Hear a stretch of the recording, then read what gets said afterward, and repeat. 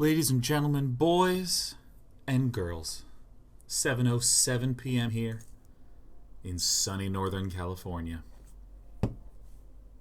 It's not sunny, it's dark. It's very dark outside. It's nighttime. And I think we're going to close out the day with a little bit of drafting action. We were in the middle of this draft. We managed to get through 2 rounds. I'm going to briefly introduce this deck and keep talking to you in a reassuring tone. Let's look at the deck. Very simple. Flyers and counters, right? We have a big flyer. We have a big flyer. We have a little bit of card draw. We have a flyer. We have a flyer that does some good effects. We have a flyer. We have a flyer. We have not a flyer, but when he dies, he makes 2 flyers. We have the Forbidding Spirit, which is just a thick boy that slows this game down. Gateway Sneak, we have a couple of, you can see them right over there, guild gates. We got 5 guild gates to help the sneak right on in. We got some flyers, some counters, a little removal. Removal, you say? Oh. Ooh, a little bit of a combat trick. Whoa! This is just a utility card, and he's a dirtler. Utility card dirtler. A flyer. A combat trick. A disable, right? It's a very straightforward deck. We're 1-1 with it. Shambles 299 says it spot on. This deck does seem pretty fly for a blue-white guy. Yeah. For any of you who are curious what's going on with the Mostly Walking, Lee, Sean, Bo, and I, we're all going to do some Ultimate Chicken Horse. But all of us who were in fact together this weekend got a little sick, Sean Bo especially. I'm doing alright. I'm doing A-okay. But Sean Bo's ill, thusly. Just moved it to next week. I'm actually going to keep this. I have like my big key removal spell, and I have a couple of Delayos. Chaser Boy, happy 71 months. I'm rounding up. I don't give a damn. That's 6 years, my friend. The big question on my mind is how I gotta start getting a handle on. God, I am amazed that I set that alarm. I didn't think I would need to set that alarm, but apparently I did.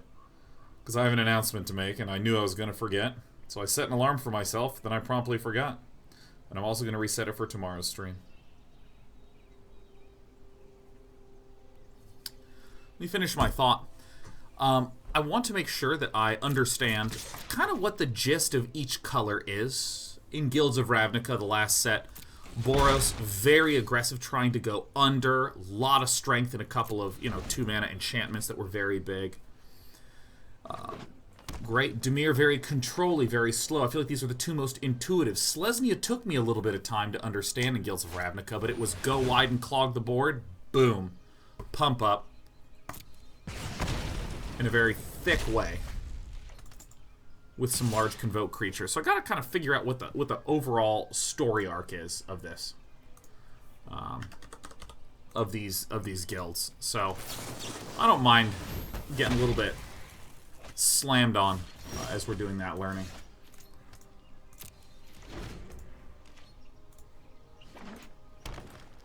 The other thing that I wanted to note about, by the way, if you aren't getting the Deckmaster extension, just go ahead and refresh F5 it.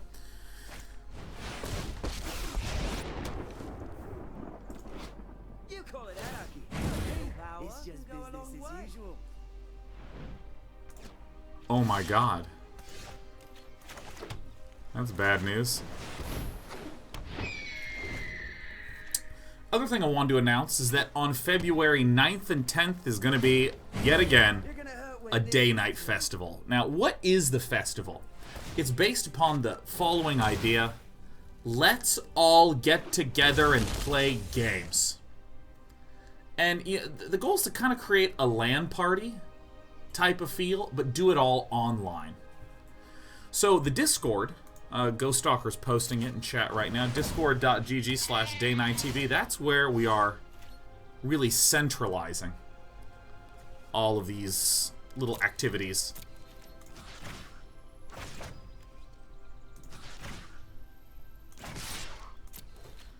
Should have used the vigilance thing.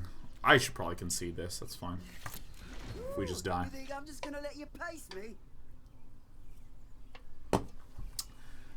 So we're going to have a number of activities. There's things like all sorts of different games that are popular in the server. Magic the Gathering, Overwatch, Dota, some Warframe players. There's Dungeons and Dragons campaigns. There's a big variety of things. So if you go to discord.gg/day9tv, you can get some more information there about what's going to be happening. The basic gist is that on Friday, we're going to have a normal show. Saturday is the first day of the festival. I'm going to be streaming all day. Normally what I do is I just select 3 games to play. The 3 that we're selecting are Overwatch, which I'm pretty terrible at. But I haven't streamed Overwatch in a while, so just doing that. The 100-person in-house PUBG games will be streamed on Saturday as well. I'm going to close out with some Dota as usual, because, you know, I always like playing the Dota Pagoda. I think I'd go ahead and play the Syndicate Messenger, intending on doing some chump blocking if need be. Or should I perhaps run out the Senate Griffin?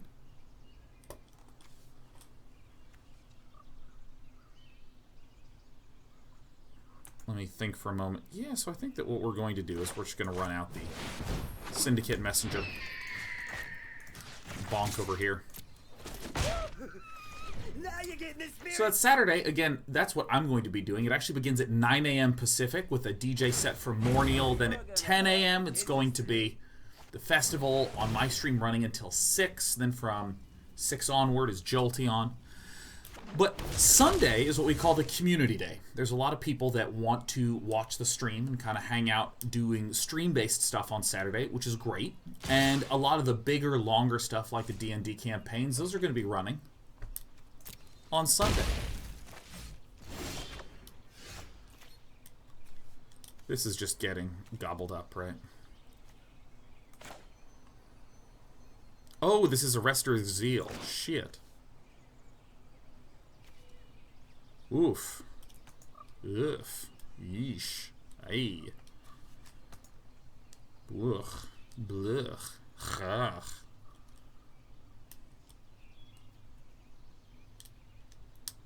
I'm going to go ahead and just jam my Griffin down. So we hope y'all just come hang out. Join us at the festival. It's going to be on the 9th and 10th. It's going to be a fun time. I'm going to have to bonk Domri in a turn or two.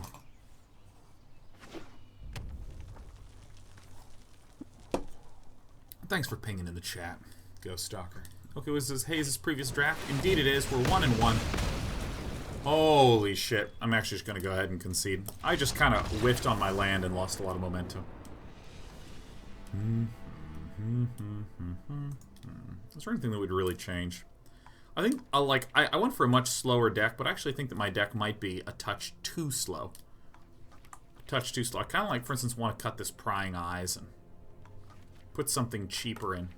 Something cheaper and functional. I might put the Prowling Caracal in there.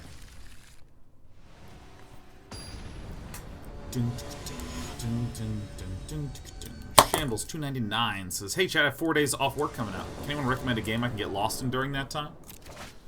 Well, believe it or not, I recommend Magic the Gathering Arena. That's really great. If you like some single player stuff with repetition, love Slay the Spire. That's really grand. Super grand.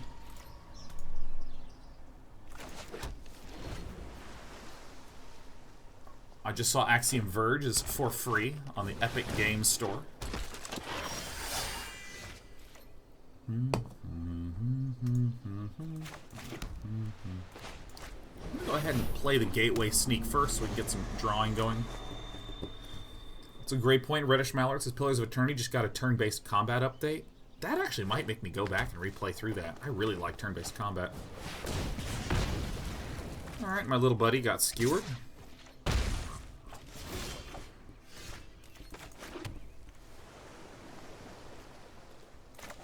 I think I just have to play the Griffin for the Scry Guy time. Sky Tether has Defender and loses Flying. I actually think I hold on to that because it's just such an important thing against this Gruul deck that went big. Nerd says, what, really? I just installed it to play at lunch at work.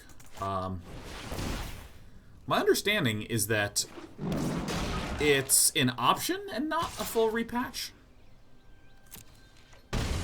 This is exactly what I'm sky tethering, man. Has defender and loses flying.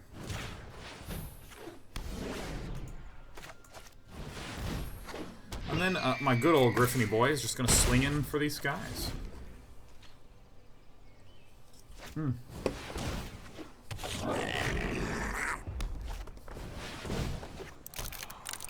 Golgari Locket. Now, the Lockets in Guilds of Ravnica was considered a very bad card. Because, first of all, it's just ungodly slow. There was not a lot of need for ramp. And it's incredibly expensive to just get these sacked to draw 2.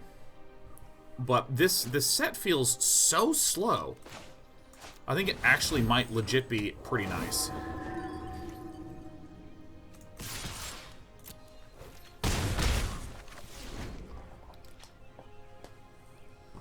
Just something to think about. You know, I've been thinking about this a lot today because I watched the StarCraft 2 Deep Mind matches, which were just, they were just lovely. Now that cannot attack thanks to my Forbidding Spirits enter the battlefield effect. I'm thinking a lot about how there's this idea of, like, the texture of the strategy landscape. Which sounds like I'm trying to pass my master's thesis or something.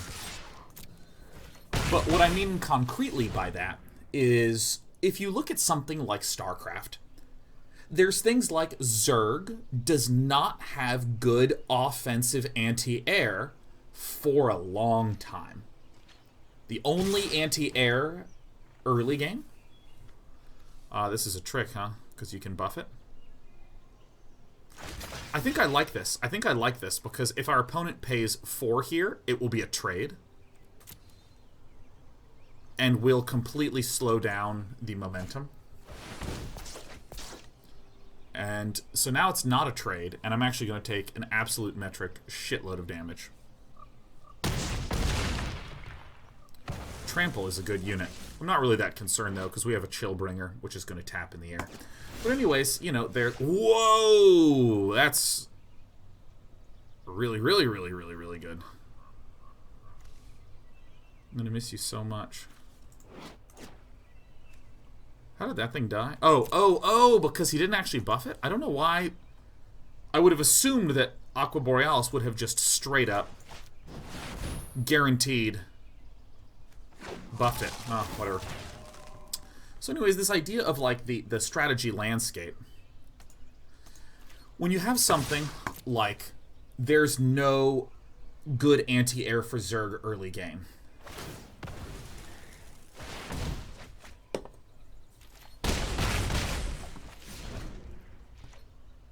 All of a sudden, you kind of know, as a player, I don't need to build missile turrets early. I don't need to build certain types of defenses. I can go down certain paths that ordinarily I couldn't. Yeah, I'm going with everything, right? Rester Zeal gets me out of trouble.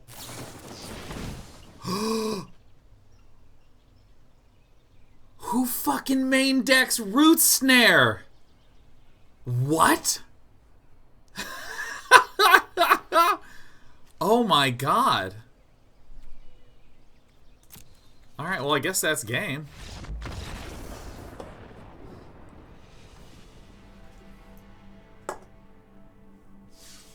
I guess we died. I'm kind of glad we died because I'm learning a lot more in these drafts since, I mean, this is going to be our 4th draft now in Ravnica Legions. And it's just nice to get the opportunity to quickly get through some games and head on to the next one. Again, I felt like our deck was kind of a little slow. That was a circumstance in which we could definitely have we technically could have played around the fog, but I mean, historically, fog in a draft is a really terrible decision. So my brain just literally wasn't even considering it. Maybe this format actually is slow enough to where it's good, but in past sets it was very, very bad. So I was sort of basing my decision making off that. Anyways, I want to finish my little comment about the shape of strategy. So again, if Zerg doesn't have good anti-air early game, this is something that you just kind of need to know so that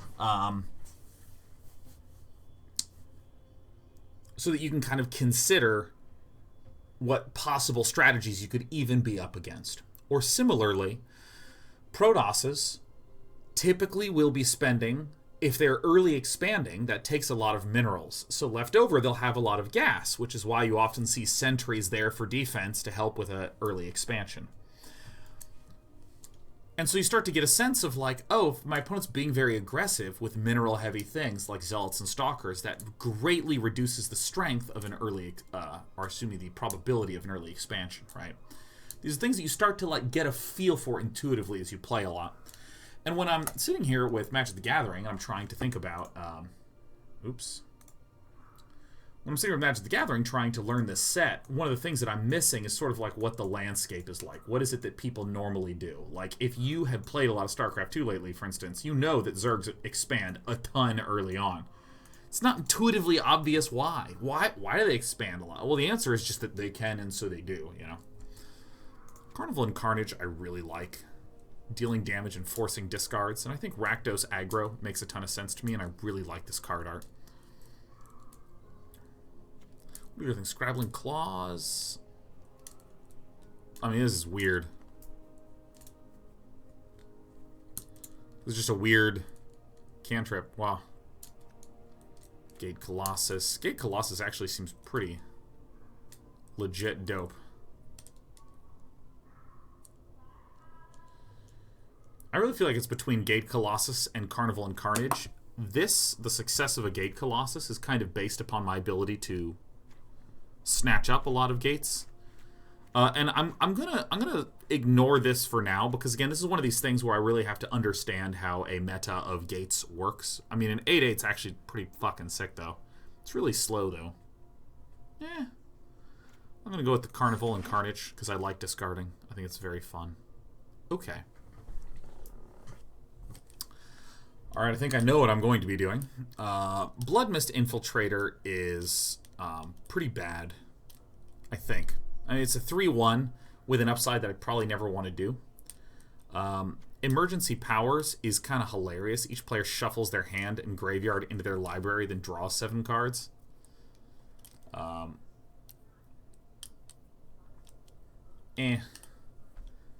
feel like I would actually need something big to do good with this. I mean, like, the fact that we're both drawing 7 cards feels kind of weird in draft.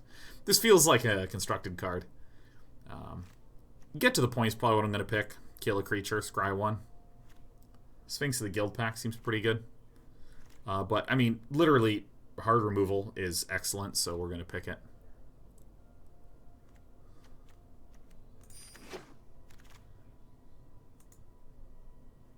Hard removal. Pretty expensive hard removal, but hard removal nonetheless. Galloping Lizrogs seems actually pretty tight, because it can just be so big.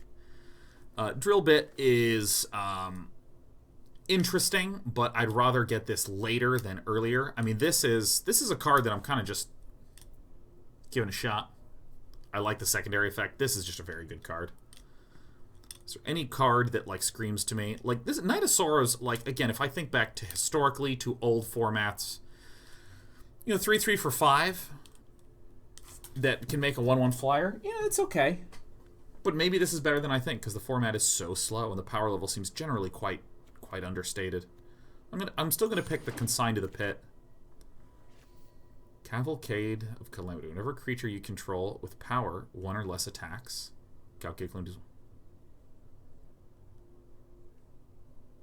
power 1 or less attacks, so that seems rare to be good. Smelt Ward, you can sacrifice it, gain control of target creature with power 3 or less,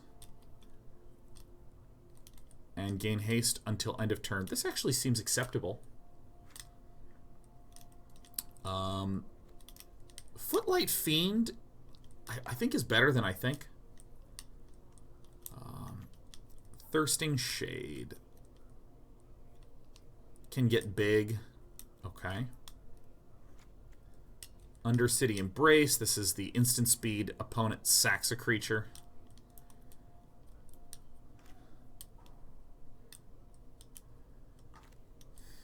I kind of feel like just picking the Dirtler, man. Get some early Dirtly dudes out. I mean, chat's voting pretty strongly for the Vizkopa Vampire. This guy seems just so expensive. Seems just very weak. I think I like Footlight Fiend or Smelt Ward Ignis. What's Silhana Wayfinder is... Ah, that's right. It's a 2/1 that puts something on top. I kind of like this. Deals 1 damage to any target. This is interesting to me. Interesting to me. Is voting broken? I see the most on the Vizkopa Vampire, is what I see. Voting might be a little busted in this. This is also instant speed removal. I don't know. Maybe this actually is pretty good. Deface. Okay.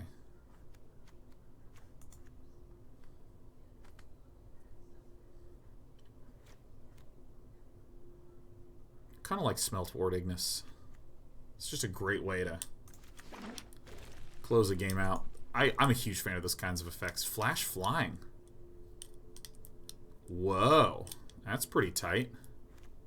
Gates Ablaze. Clear the board based on the number of gates. Soot Spewer, nice and slow. Insanely slow, this Carrion Imp, but... Pivot to Gates Chanka. I'm just gonna say, no, I don't really know how to do that very well.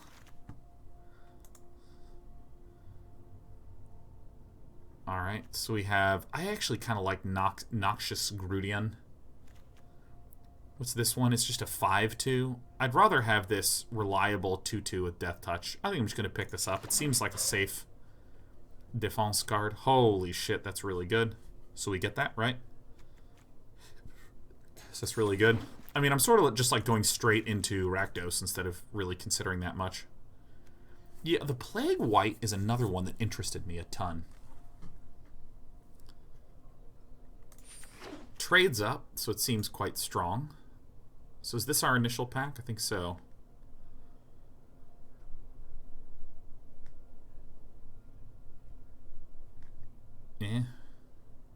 Or the Feral Maka.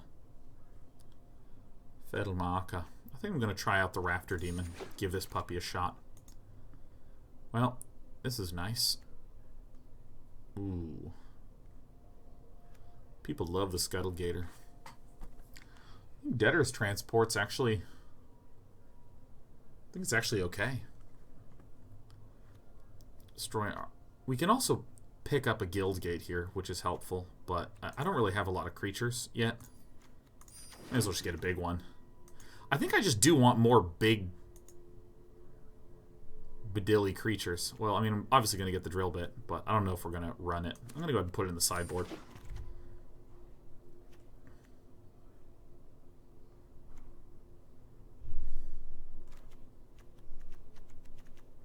I don't even think this is worth it. I'm going to get the Deface.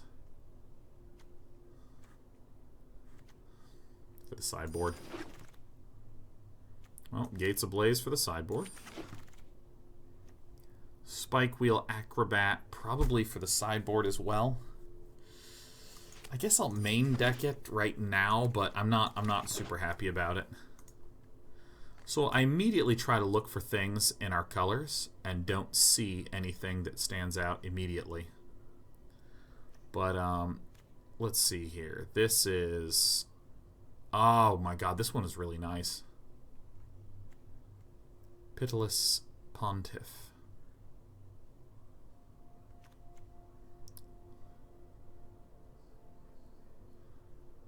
Wow, I really like the Syndicate Guild Mage a lot as a card. This is great. Balrog Clan Crusher. Rakdos Trumpeter. It's a 1/3 Menacer. It's okay. It's okay. I mean, like, the fact that it has Menace means it activates our Spectacling pretty frequently. Oh, this Imperious Oligarch. Oh, this final payment. I think, again, I just go for the hard removal. Spear Spewers. I just don't understand how damage gets dealt in this. Final payment is just hard removal. I just need more... Because I think both of these will actually wheel. So I'm just going to let it come back. Nice. Spawn of Mayhem is very good. Very, very, very good. It's just a big, strong flyer with trample. Skewer the Critics is also good. The Rakdos Rustabout helps deal little damage. I'm not disliking our curve very much either. We have another Consign to the Pit, which I'm actually happy to take. Carrion Imp. Yeah, no, I'm just going to take that hard removal. Just going to take the hard removal. We're also looking for an Orzhov Guildgate to help us pick this puppy up. Sign of the Pit, hard removal. Yeah, great.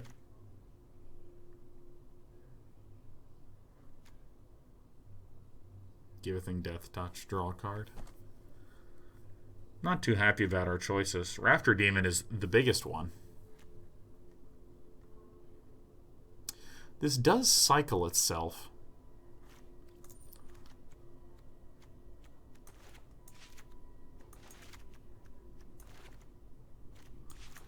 I am...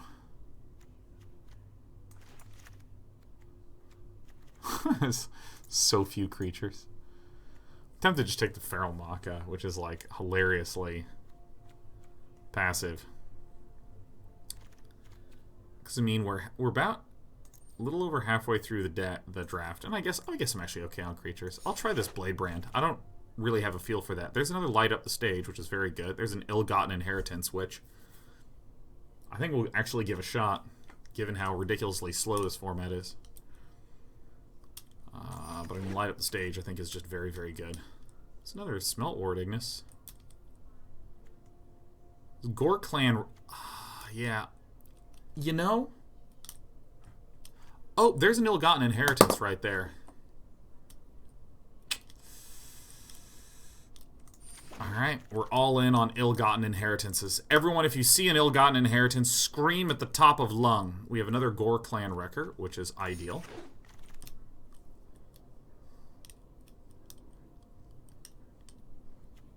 I think we just take the Rakdos Rustabout. Gruul Locket. No. I think the fact that Gruul Locket is showing up so hard. Rakdos Locket. I really don't even think this. I think we just get a Rakdos Rustabout.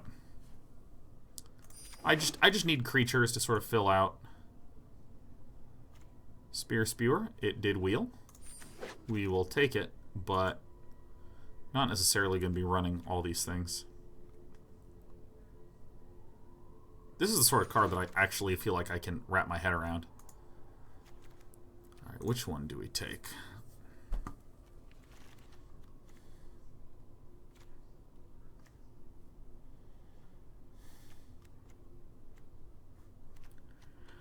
I'm going to get the cheap one. Alright, put Prying Eyes in the sideboard. Ooh, the Gore Clan Wrecker Wield. Nice. Menace creatures, when we have a lot of removal, feels real good. Okay. This is probably not making the cut. Several cards that we can crush here. Skewer the Critics seems just like the pick.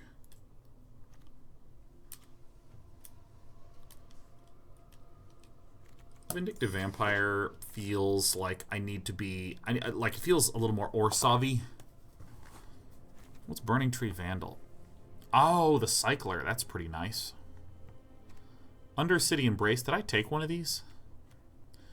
I almost want to just get the Debtor's Transport. Burning Tree Vandal is pretty goddamn great. Treason, though? Yeah, we'll pick it up when it wheels. It's unlikely to wheel. Or unlikely not to wheel.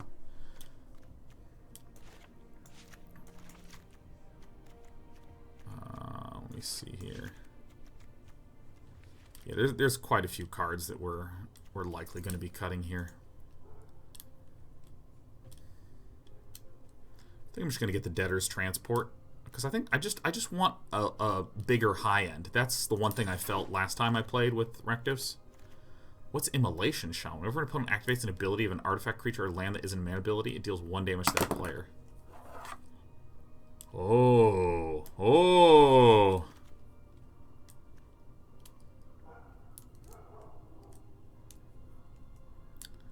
Wow, this card's also pretty nice. In an Afterlife deck. What's the... Tin Street Dodger? Yeah, this Immolation Shaman's really nice. Woo! There's another Carnival in Carnage, which I really like a lot for its flexibility. We have a lot of choices to make. Here I'm going to pick up the Rakdos Locket because there's no other good choice here. This is, I think, pretty much the Viscopa Vampire, just to delay things. Okay. Fireblade Artist seems pretty nice. Because a lot of our removal-y things are kind of up the curve. So if we just drop this down, get a little more damage in there. I feel like a 2-2 with haste is actually just pretty nice. Here's a... I feel like... probably not going to run another Rafter Demon. At the very least, I'll see the Rafter Demon wheel like crazy. Well, I guess we'll just take this. Yeah, there's the Act of Treason we thought would wheel. So here's the Rakdos Guildgate, I think is the right one to do.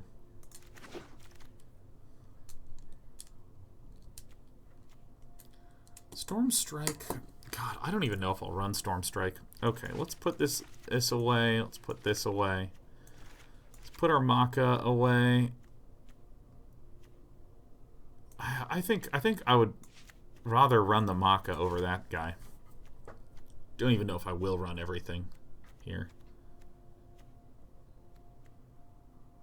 Immolation Shaman's pretty nice. There's another Treason effect. This feels okay. It's just a pinger. Let's get this Locket out of here. Let's get this weird card out of here. Actually, the Rustabouts seem... I actually kind of like having double Rustabout here. We're going to run both of those. This we probably won't run. Light up the stage. We're going to run that. That we're going to run. We might not run the Ill-Gotten Inheritance.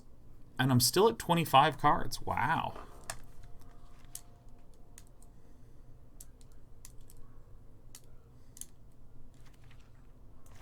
This is probably the weakest card here.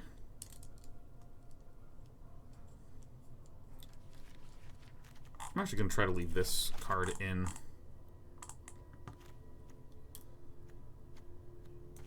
So, I mean, this is an obvious one to cut. It just doesn't do anything. This, I think, is good. This seems fine. This one actually seems a little weak, but it is a 3-mana flyer with flash, so that's kind of nice. Let me put the Treason away. I like it better with the Treason. Run both of these.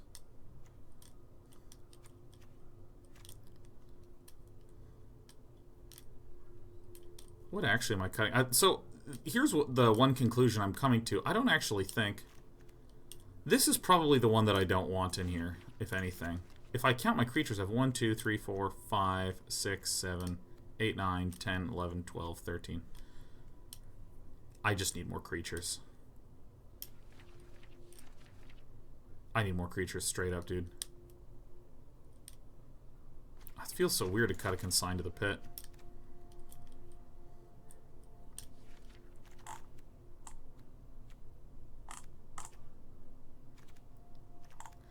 given this curve, I actually think the Rafter Demon.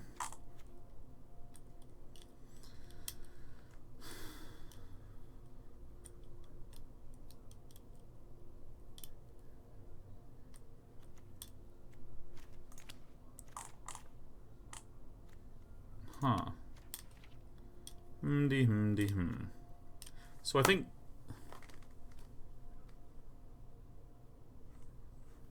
Alright.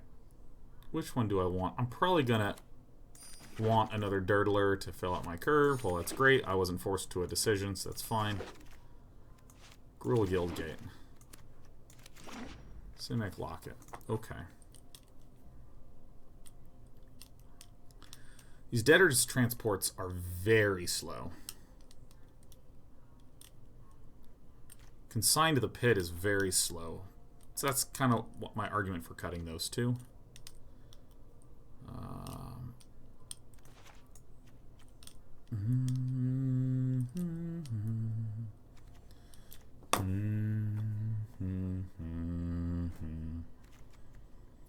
Debtor's Transport. Yeah, you know, maybe I just get this out and drop the curve a little bit. Maybe having... You know what? I just don't have a feel for how slow this format is. So we right now have, like, not a lot of creatures.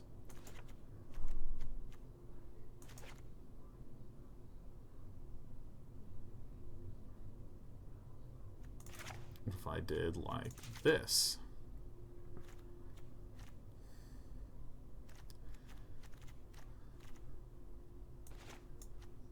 Okay, so we'd light up the stages.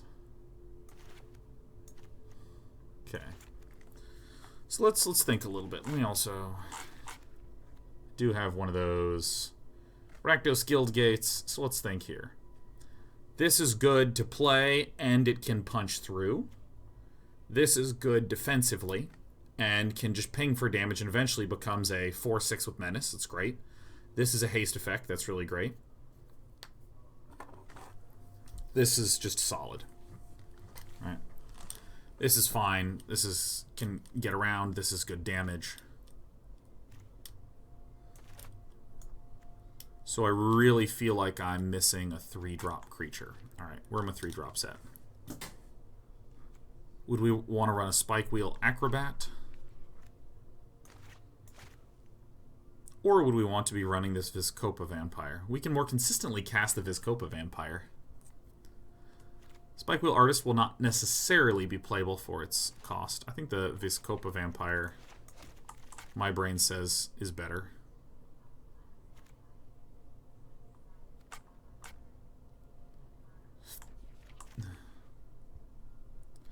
Okay, so this card's great, this card's great, this card's but it's a creature. I think I do run both of these. Because, I mean, just taking 2 toys away on turn 4 is nice. Light Up the Stage is disgusting. Ill-Gotten Inheritance I thought was really weak, but I mean, just the more I'm drafting, the more I'm looking at drafts, the more it's like, it's just like not a lot of momentum. Hard removal with Scry, that's great. Go ahead and put that there. 15-8 feels more correct. And then I was like, don't run these consigns to the pit. We could also cut this and run this instead. That feels good.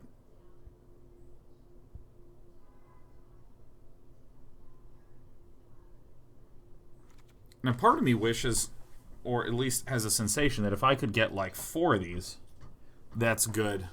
Not 100% about one of them. I think this is what I want to do. I think I don't... Like, an Act of Treason is a card that feels so good when you finally just cast it and kill someone. But we can also do that with the Smelt Ward Ignis. Right? 2 little 2-drops. That is something I'm thinking, but like traditionally, okay, so historically speaking, having a good amount of 2-drops and the same-ish number of 3-drops and then less 4 and less 5 and so on. Like that's kind of the shape that you want, right? But when a format's slower, it tends to be that the 3-drop slots are the thick ones, and the 2-drops kind of function like 1-drops. So that's at least the logic that I am attempting to apply to this circumstance. And actually, I'll probably be casting that on that turn as well.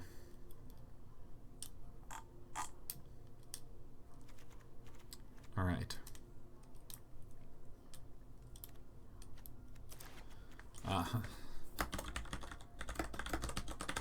Consign. No. Consign victory.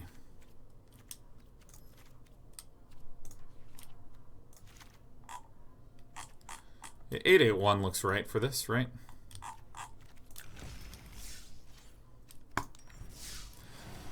Dude, I feel a little blue at the end of today. Feel a little blue at the end of today. Today was really packed. Partly because I saw the not OpenAI, excuse me, DeepMind StarCraft 2 stuff was happening at 10 a.m. And so I was like, well, I'm definitely watching that, because, like, that is the big sort of modern Sean plot hobby. Opponent goes first? This is fine. It's like a modern Sean plot hobby right there. I am all into machine learning, neural networks, and all that stuff. It's great. Super cool. But,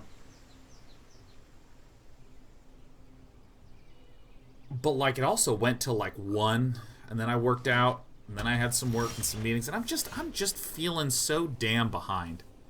I'm going to play the Guildgate here, so that way I can get the Rakdos Rustabout out first, as opposed to playing the Swamp, running down my meager 2-drop. This is great when we get to turn 5, but...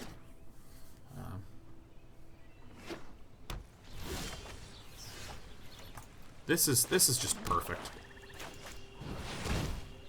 Hello. But yeah, I've just been feeling really blue.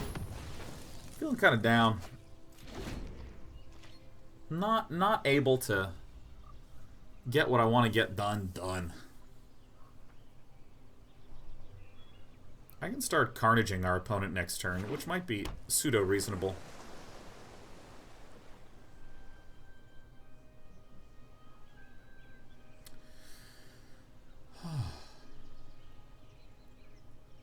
Army of One says, though, they kept calling TLO professional and kept ignoring him when he said my Protoss isn't professional level.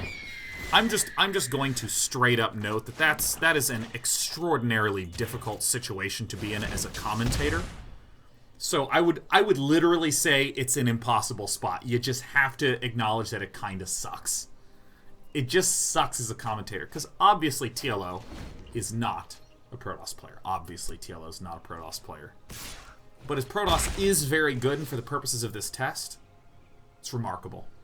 Alright. Alright,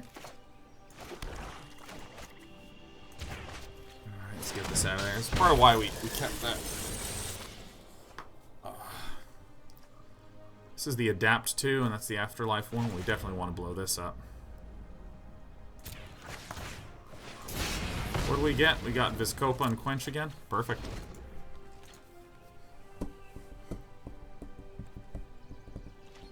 Probably no matter what, playing this Immolation Shaman on the next turn.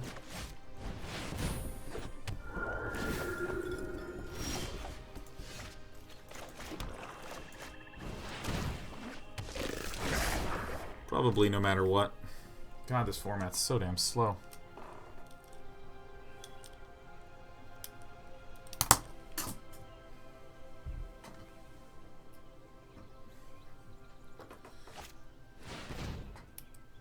Yeah, I mean, because it's a difficult balance, because on one hand, you know, commentator like Dan and Roddy were acknowledging he's technically not a professional Protoss player, technically. So, you know, for which, knowing what it's like to be a commentator, this is how you clarify to people, hey, this is...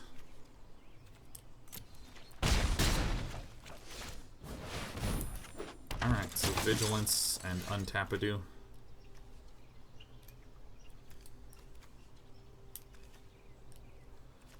This is kind of how you clarify to a viewer that might not actually know the difference, what the difference actually is functionally. Which I think is fine. which I think is fine. Oh, is this an instant? Nice.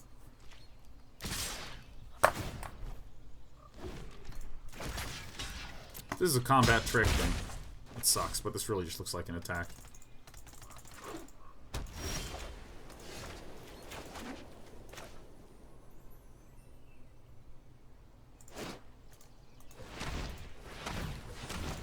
Dude, I can't even, like, put my thoughts together. I'm, like, tired.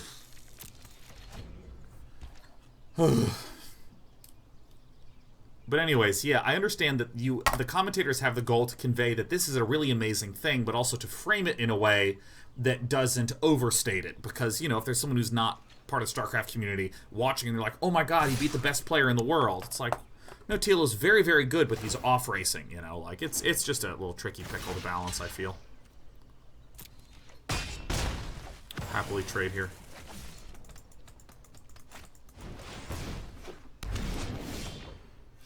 How does this thing work, man?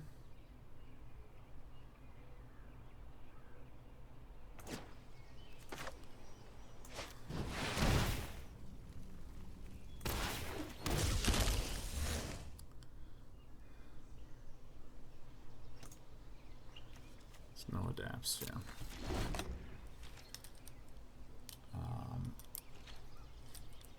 Tristray says, Day 9, what's good?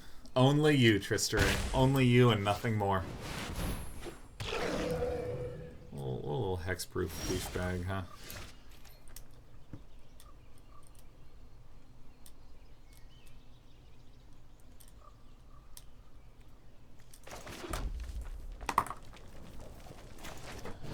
I think this is what we do, yeah. Just blow up this Biomancer's Familiar. Start wrecking him in a gore way. Oh, that's so good.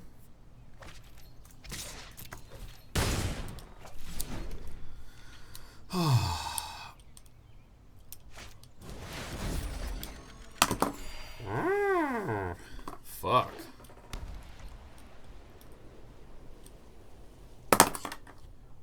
Yeah, this format's slow, man. I feel slow. It's slow.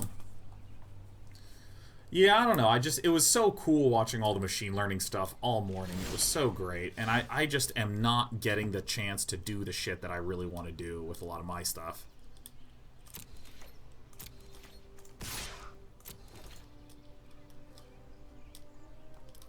You best not be blocking. Uh-oh.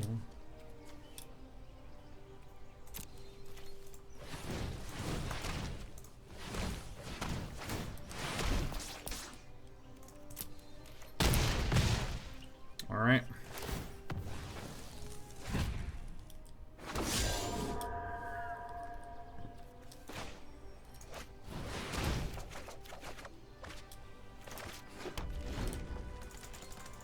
So feeling a little.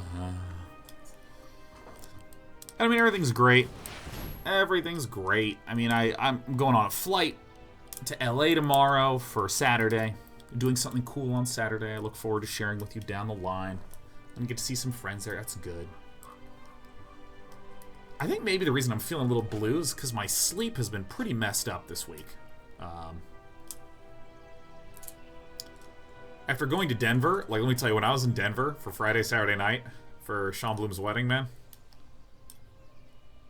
I slept maybe 3 hours a night, man. Maybe 4 hours a night. And normally it's because, like, we were partying and it was so great. It's like I would sleep for 90 minutes and my body would get up and be like, you are so dehydrated, your mouth feels like a desert. And I'd be like, oh, very well, thank you. So I've come back from that and I've just been alone this, not feeling rested. I mean, everything's totally grand. Oh, thank God I'm running the Debtor's Transport. Blah, bloom.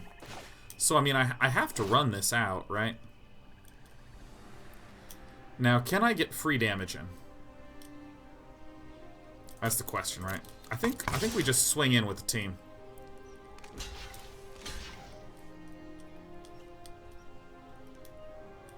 My math really sucks, but that's fine.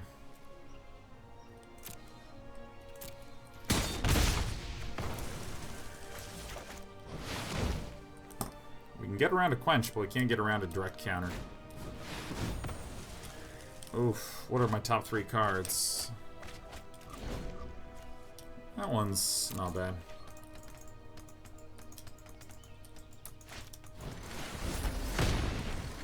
Oh, everything's going wrong.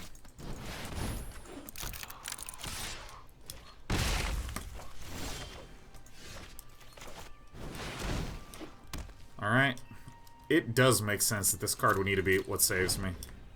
Does make sense.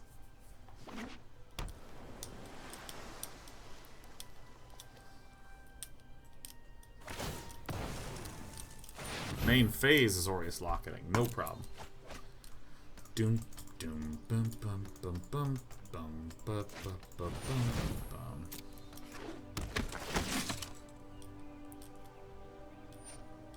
Well, we gotta draw a creature now. Let's go ahead and get hurt.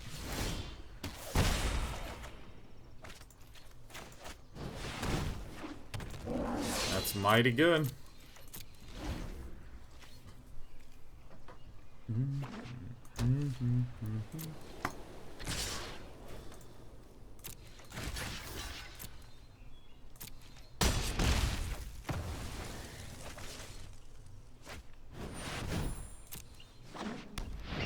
These birds. These birdle-dirtles, man.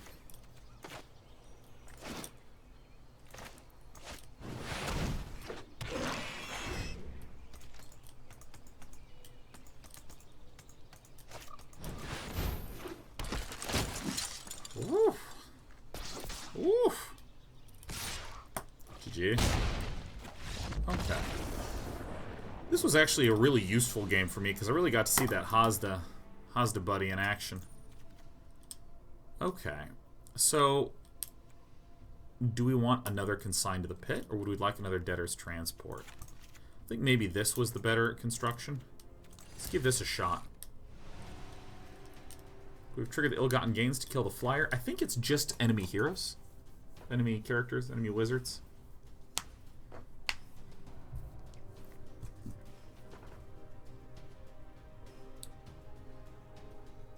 One of the things that I'm really looking forward to, and by looking forward to, I almost say it with agony.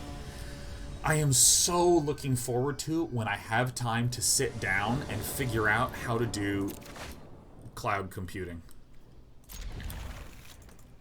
As in, you know, you saw my having farmers train how to milk cows, learning how to milk cows. I ran a simulation on my computer for 40 hours where they successfully learned a shitload. Feels good, feels positive, nice, great, great, great. But it's 40 hours on one machine. I would really like to be able to run it for 1 hour on 40 machines in the cloud. And it's actually kind of an interesting little pickle.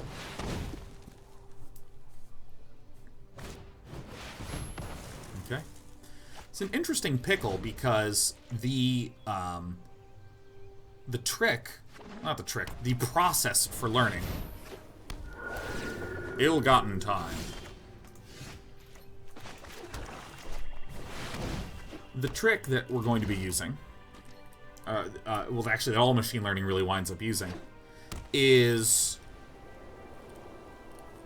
there's a whole bunch of actions that your bot agents take. They do a whole bunch of actions, and then it's like, stop.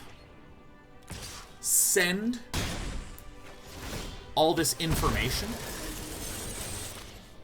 That does feel pretty good, doesn't it? Do I want to cast? I think what I do is I cast this first because there's a probability that I peel off a land. So then I can play this land from the bin and still get my Gore Clan Wrecker out. Anyways. So, the general process for machine learning is your agent does a bunch of actions and gets a bunch of rewards, and it just does that for a little bit. And then everything stops. And the algorithm is, based on the rewards that we've sort of accumulated looking back, how should we have adjusted what our actions are? Okay, update the brain, update the brain, update the brain. All right, keep going. And they keep going and keep going and keep going and keep going.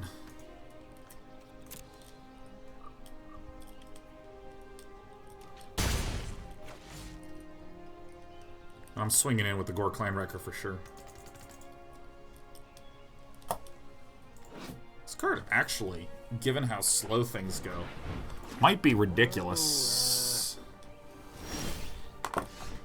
Badoom.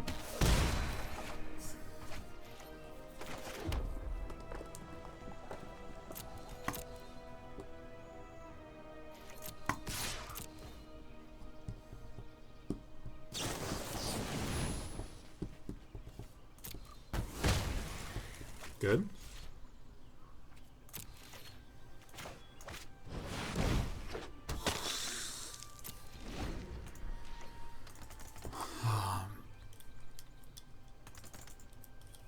Yeah, and so it's that process of accumulating rewards based on actions.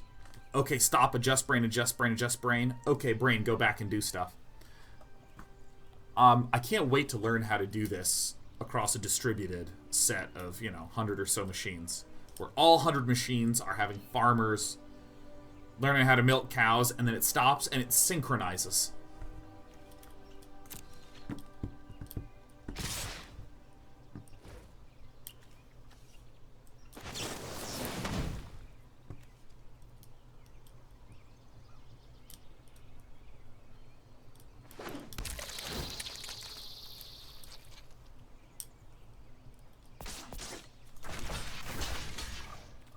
Just basically like this. Train sounds, plays a big boy.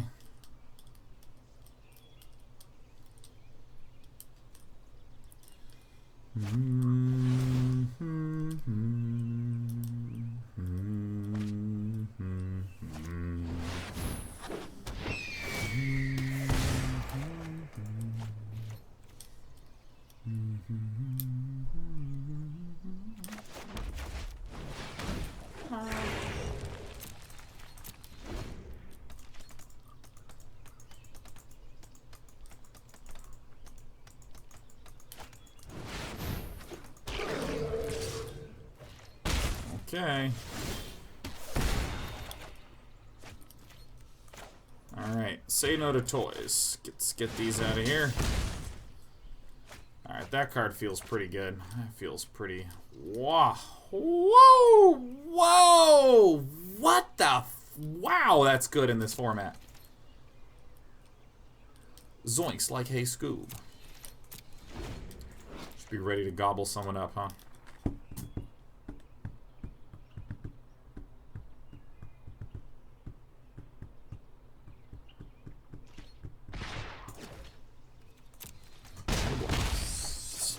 My beatdown's faster than your beatdown.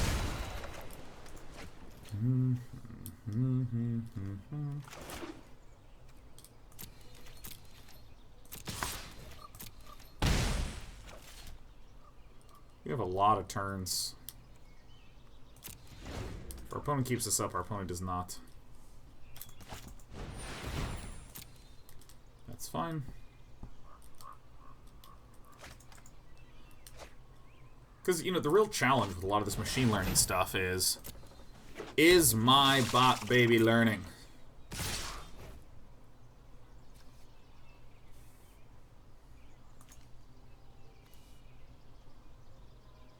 Only anytime you cast sorcery. Shit. The hard part is getting your bot baby to learn at all.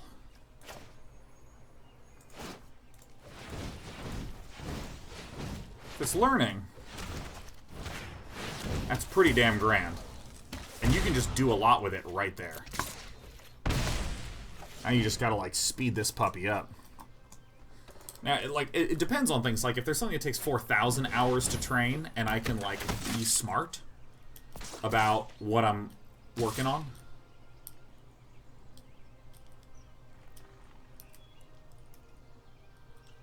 To reduce it from 4,000 hours of training to 40 hours of training, well, that's, a really important optimization. Super important.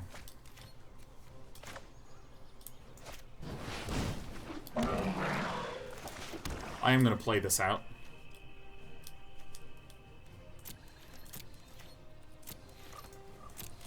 I cannot believe how important this is.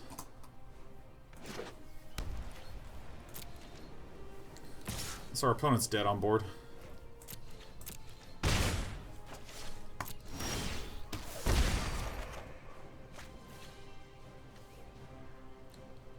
Super dead on board.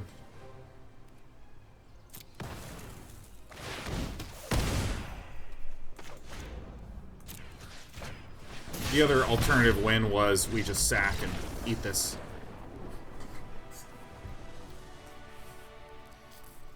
It is so weird to me that this is like a good card. Like that is like actually baffling to me. I'm actually going to cut this and go thicker. We could alternatively put in a Spear Spewer.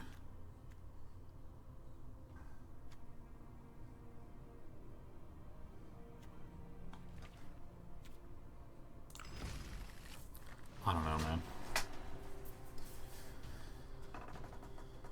Bring out the thick boys. Everyone, you know what? If there's one thing I've learned, it's people like typing the word thick. People love doing that.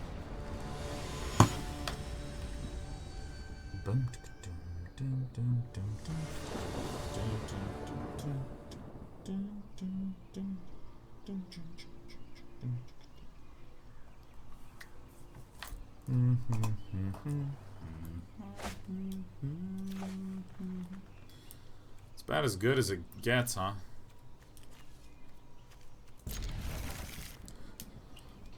About as good as it gets. Starts on turn 4. Feels good to me, man. Starts on turn 3, man. Feels good to me. No, get the swamp out.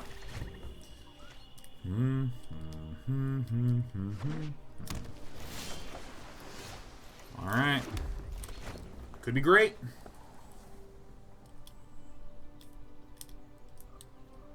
Jay Warehouse says Rakdos running 4/6 converted mana cost cards feels wrong. The set seems to have missed the guild themes and draft some. I hear you on that, my friend. Like, I really kind of feel strongly like Rakdos does not... It doesn't feel like Rakdos of old. Like in Return to Ravnica and the associated sets. It just felt like bashing someone to death with just ultra aggression. It felt like I was like steamrolling into people. Like Rakdos Cackler, a 1-mana 2/2. So the mechanic in the last big Ravnica set for Rakdos was called Unleash. If you unleashed a unit, it would become +1/+1 and cannot block. So there was... Oh, of course I'm gonna trade this. You kidding me? My dude.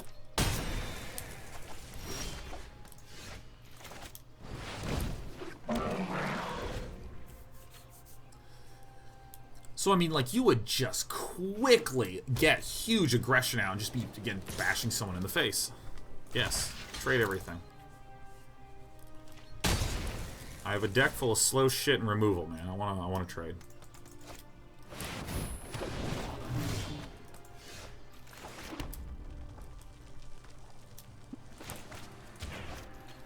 I mean, this feels like a really important thing to do, right? Just get this one out.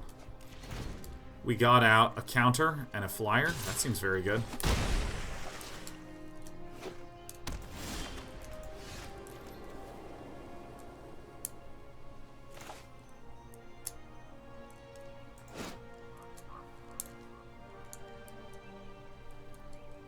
This is an interesting question.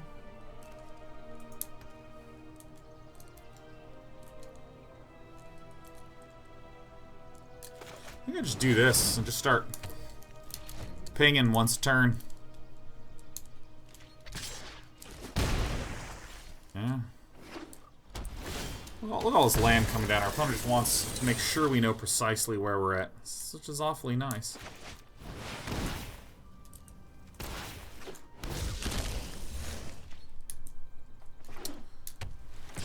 Great. Slow this bird down, you know what I mean?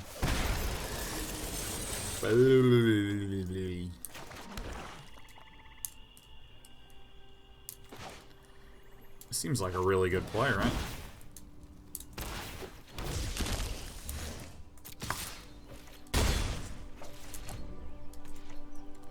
I want to get hit one more time so that way Spawn of Mayhem can pop off. Be really nice.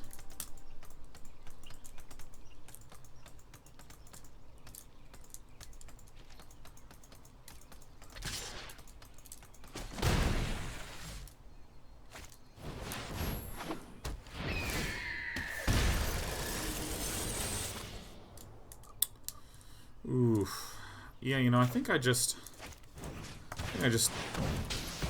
disregard what I just got done saying, and yike, Ronies, that's really good. Okay, let's just to the face.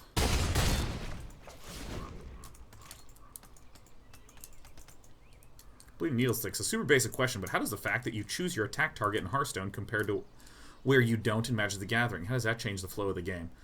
No block, these have menace, so our opponent can't block. Yeah. The big thing is that it makes creatures much more permanent fixtures in the game. Please hit me in the face. Thank you.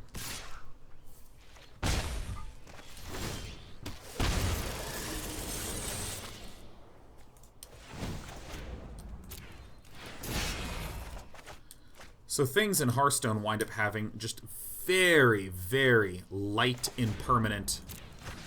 Briefly show up, go away again. Magic things are much more sturdy.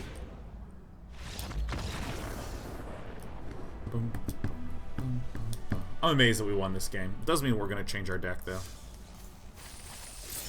Yeah. I think I ditch this and just get the other consigned to the pit in there. And this is like our core change.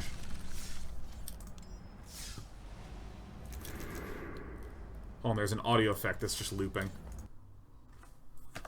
So, God damn, no! I really hate this. Finish. Let me... fuck. When I type MTG on my computer, it immediately opens up the installer for the game.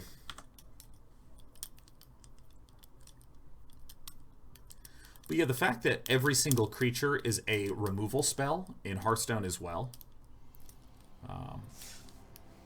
really winds up causing a lot of difficulty letting things stick on the board. Oh my god, Ori Monster, happy 87 months in a row. 2020 will mark the beginning of your 100-month anniversary. This is about as good of an aggro opening as we're going to get. Probably a gate from the night guard or something like that. 87 is a lot of months, yeah. This year is going to be the very first year that we and anyone on Twitch will be getting to 100 months in a row.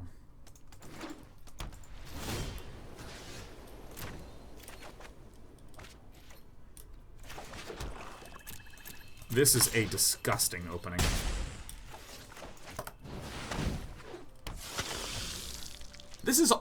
This right here is part of the reason why, intuitively, I feel like I want a lot of 2-drops and stuff. Because if everyone's slow, right, like I can make some real magic work.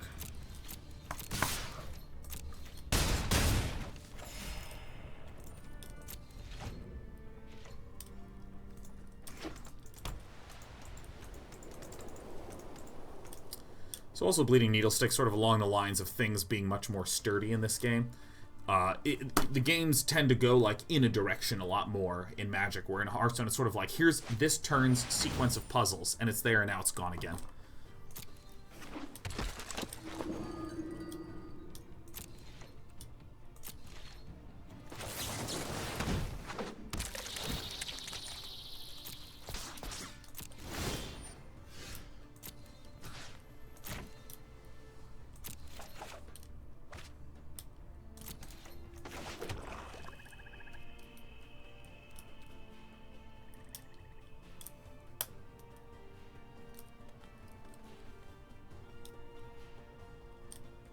Do I just swing in here and leave up to get the point? This card's amazingly obnoxious. I think I just never stop going in.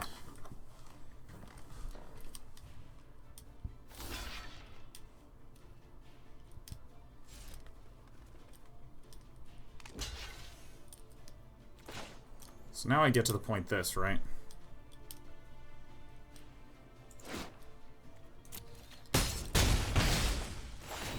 Maybe not. Plausibly not.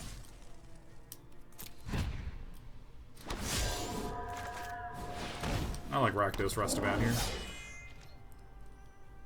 Very hard for our opponent to live through this turn. Big 5-drop. I'm playing all the cheap stuff. Where's our big 5-costers, huh?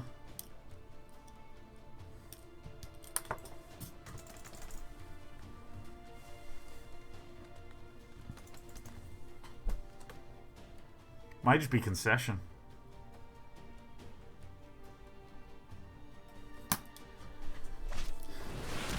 Yeah.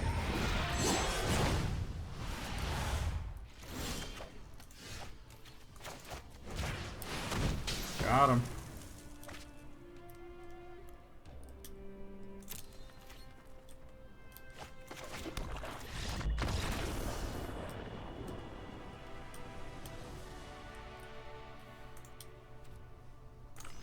I keep. I'd like to note that this is kind of why I always say if you're new to drafting, just make sure you have enough 2-drops. Our deck doesn't. It doesn't have enough 2-drops according to traditional drafting logic. I'm trying to learn this new set. It appears very slow. But often, this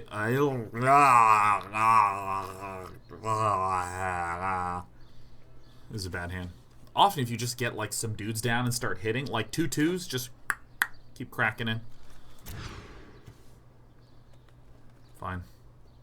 Spire Mangler into Rafter Demon seems acceptable. Our opponent went to 5, we went to 6. Seems good.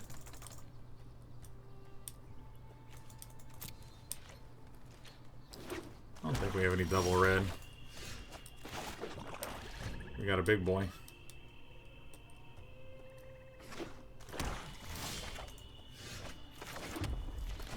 That's very good. I would like to Rafter Demon to force a discard, though. So, it's going to be our turn 4 play.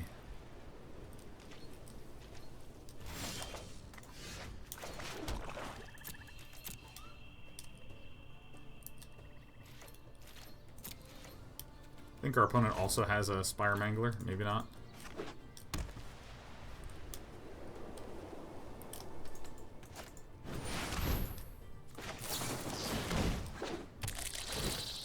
Alright, we got a clock on us. See, I'm really glad that we have this Gore Clan Wrecker, because this can activate this Spectacle cost. Or I should say that this can be the thing that will activate this, but if I wanted to do it for its Spectacle cost, I wouldn't have had a turn 4 play. Because it costs 5 to play it for its Spectacle amount. So now with these 2 puppies, it's almost impossible that we don't get our Spectacle Rafter Demon out. Rafter Demon has such sick art. It's really nice. What does Teysa Karlov even do, man?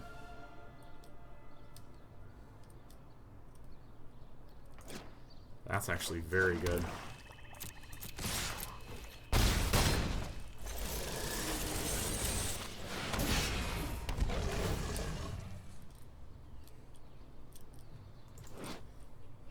Yeezy beezy. Yeezy yeezy. Alright, we're getting pingaronied in our pepperoni. Looks like the Death Toucher was discarded. That's kind of amazing to me. Alright, we have a dude exiled. We're still just swinging in with everything.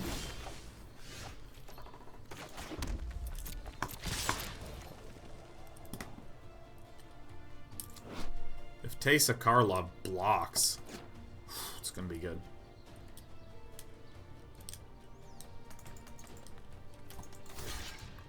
Let the trade flow through you.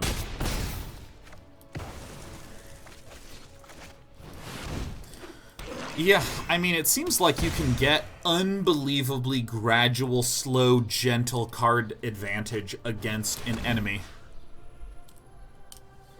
Sacrifices a creature. Okay, so that one gets sacrificed. Because I'm just gonna beat Night Guard to death.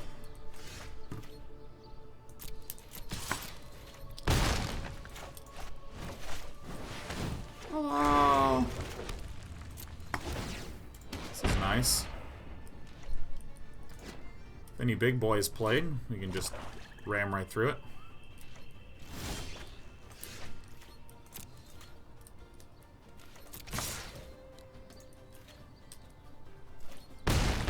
We're feeling good. I feel like our deck actually sucks, though. Because I don't think I got it when I built this puppy. Alright, we don't have to deal with that nonsense anymore. That's grand.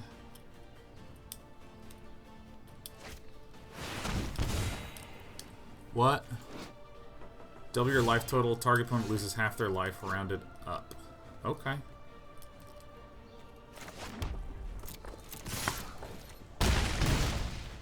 What's this card? Revival and Revenge?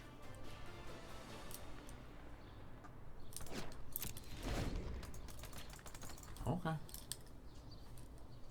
Double your life. Look someone in the face and tell them they're a piece of shit. I'm like, okay, that's fine. That's me. Okay, so... yeah, we're gonna have to get one of those little duders down. And we did it.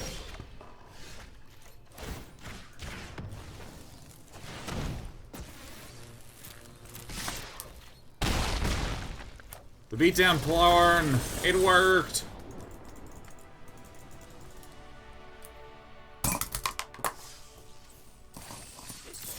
Give me my money. Alright, I'm gonna get a carbonated beverage beer pack.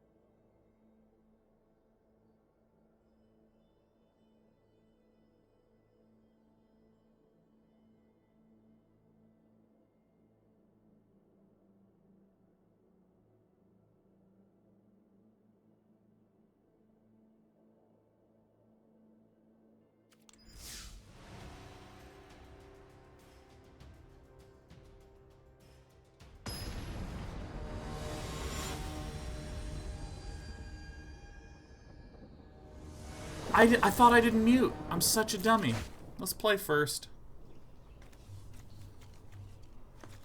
I'm keeping this, because we have 4 turns to draw 1 red and we're going to get there.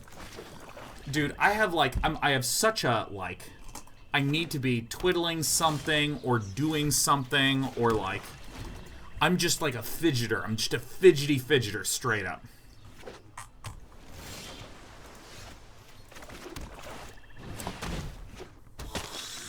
And I swear, this lemon ginger seltzer water that doesn't show up properly, it's like a freaking savior, man. Ugh. So I feel like, oh my god, we had so many opportunities to draw. I think I have to force our opponent to have a gate. Oh my god, Undead Metaphor gifted 5 subs while I was away. To the Dead Chef, Crimson Angel 931, Dr. No 776, Nisplore AK 813. We are completely fucking-molied here, man. Yeesh. I mean, 4 turns to draw the red.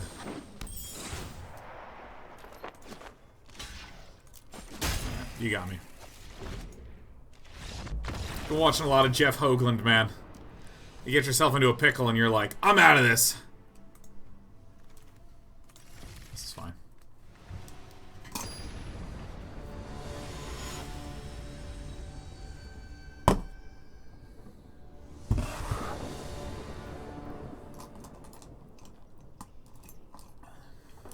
Play first.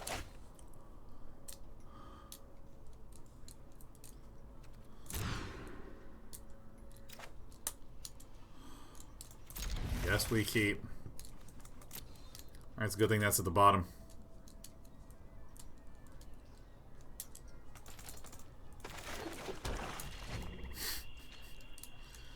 VWAM 1500 bits is on the climb to 6900 bits. Alright, I'm just...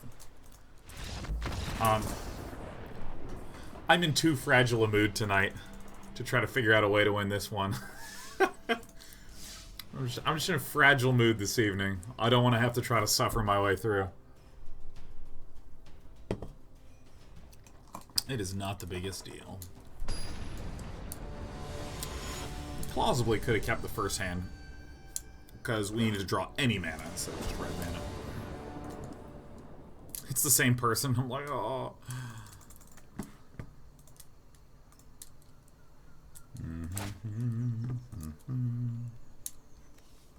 Alright, this is a mulligan.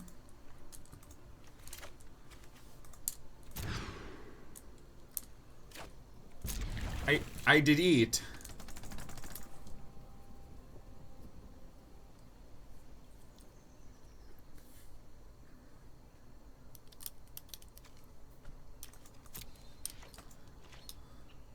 Ever thought about Esper Control with Kaya and Mnemonic Betrayal? Mnemonic Betrayal doesn't feel very good to me.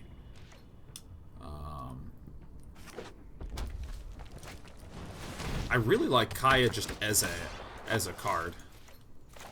Just the whole life gain aspect. Oh, dude, Orzhov Enforcer is a dope card. D-O-P dope. Pajamas, this is why best of 3 draft feels bad. Your run can just die from bad hands. I mean, although it, just by virtue of the mana system existing the way it exists, necessarily there must be times when you get, like, totally screw-a-ronied like that. But I just don't really mind that much, because it just does not happen that often. We're gonna skewer this guy. I think that part of the reason I feel like it doesn't happen as often is that the cards are more interesting and dynamic in Modern Magic compared to Magic of yore. I think we get the Flying Trampler down, yeah.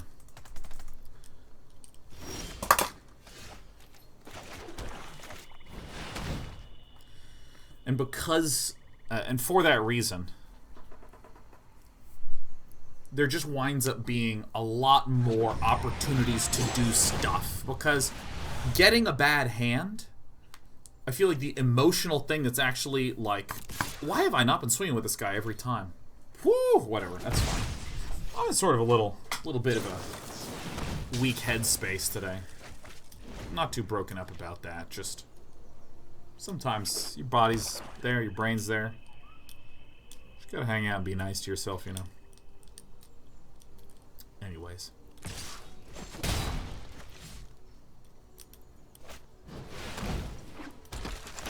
Aish. Kaboom, kaboom, kaboom.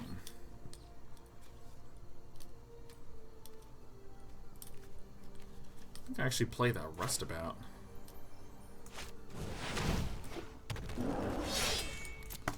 Because I want to be able to block this, because I feel like if we can make the game go on longer, I'm in good shape.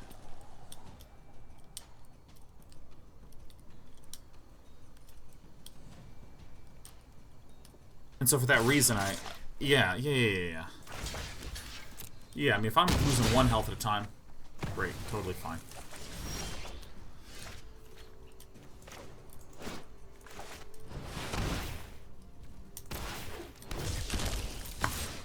I don't remember what the fuck I was talking about, man.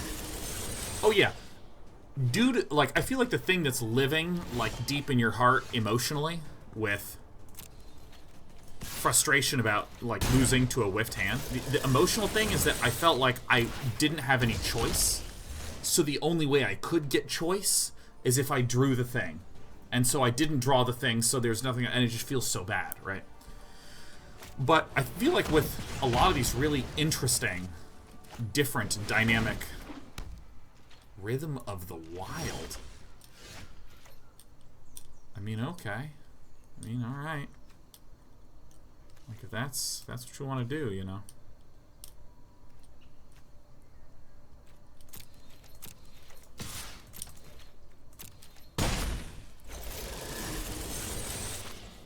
If something doesn't get played, we have the opportunity to Rafter Demon and disco it. Yeah, and so I think for that reason, like, I think it feels better over time to play Magic because I think they're doing a better job giving cards interesting behaviors and qualities to them.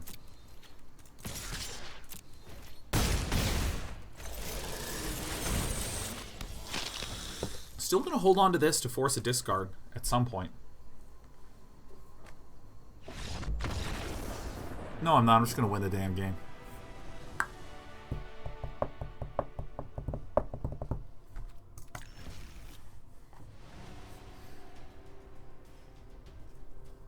So, I mean, like, examples that I think are really interesting.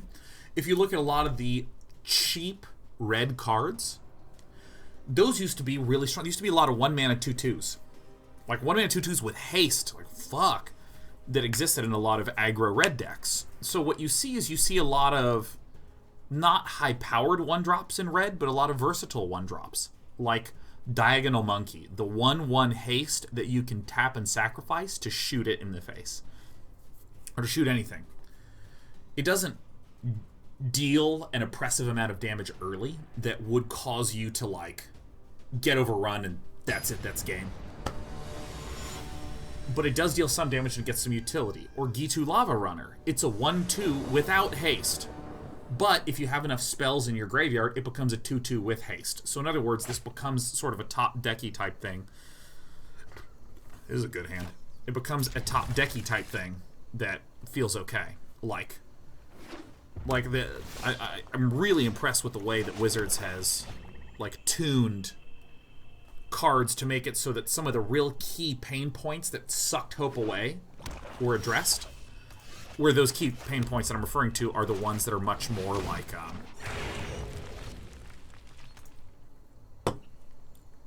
the pain points outside of, like, the mana issue. Rhythm of the Wild? Please be Rhythm of the Wild. Please be Rhythm of the Wild.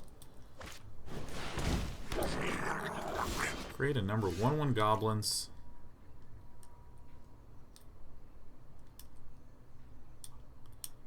What is this card again? No way. Let's just go ahead and summon an army of X1s, huh? It's pretty dope.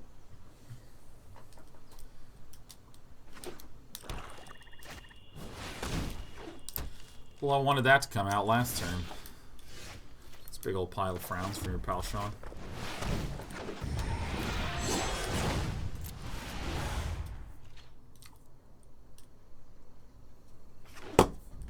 Robodobe says, Shampai, I got into university and have no one to tell me. Congratulations! You know what you wanna study?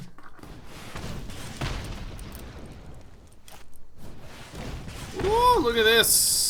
When your opponent wants to self 2 for 1, it feels so good.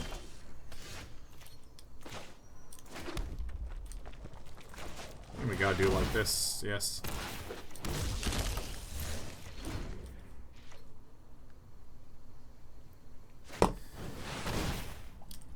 Core Clan Records, fine by me.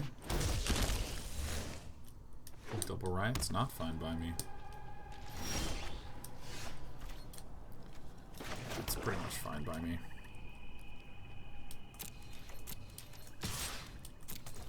We're doing it this way to cause a double block to occur. This allows us to get to the point to kill this.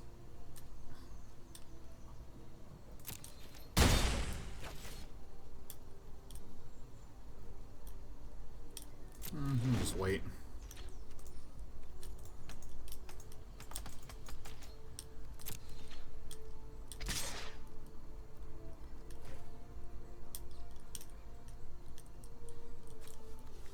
Feels like kind of a reasonable one to keep alive, actually. I have so much health, I'm not going to do it yet. We're going to see if there's a better target. If there is, I'll shoot that one. Okay, since that's not a better target, let it resolve.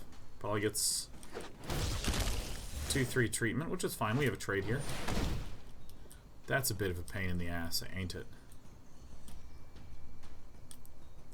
Alright, so we are not using the get to the point again, because we are going for a play that will get us.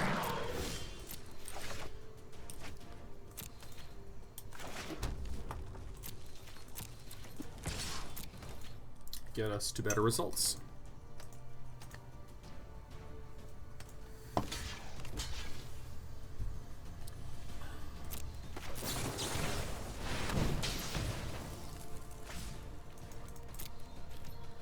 Great. So now we get to kill a 1/1 for free.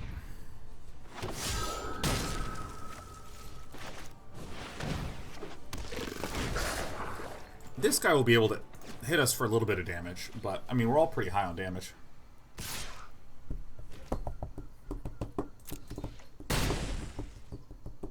Plus, this is a very nice target to snatch up.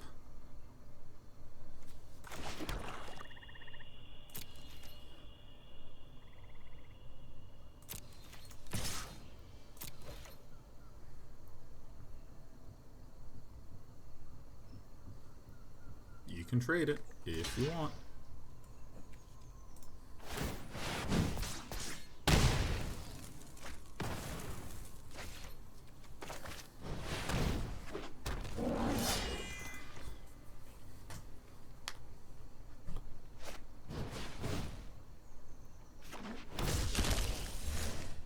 Smelt can't steal the 4/4.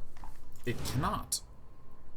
Ah! Gain control of target creature with power 3 or less until end of turn. Untap that creature, gains haste. Okay. Learning the set.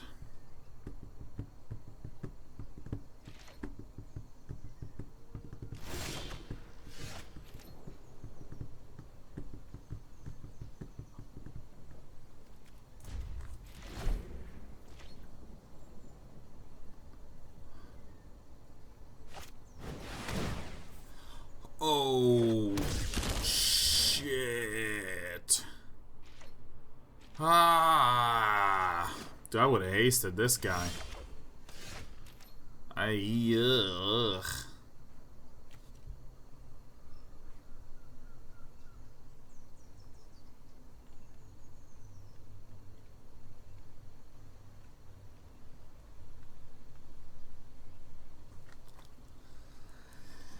I don't know, man.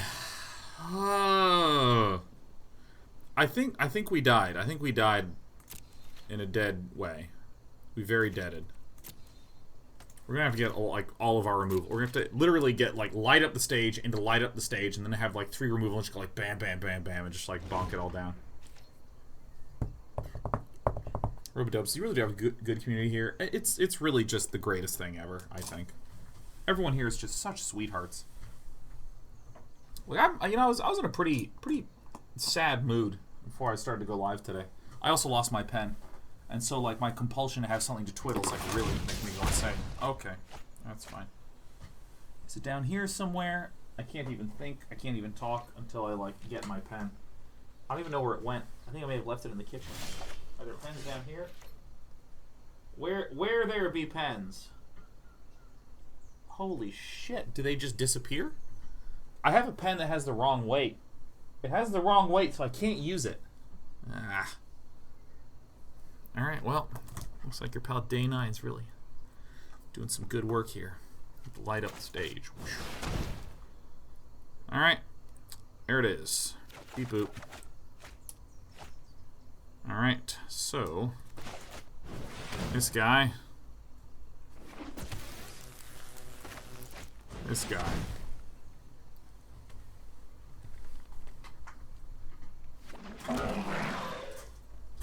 Oh my god. Sucks. Where did it go? Did I toss it and then miss? Yeah. Wait, it was right here the entire time. I don't know how I didn't see it. I'm so dumb. No attacks. No attacks. That's good. It was a pretty frowny mood. I don't know why that 1/1 flyer ain't swinging in, man.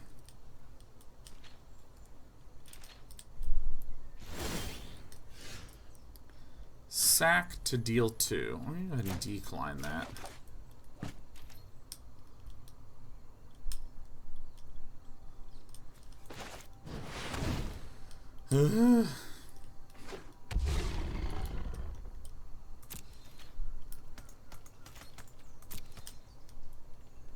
Aren't you frustrated that you kept drawing lands? What do you mean, Poutine?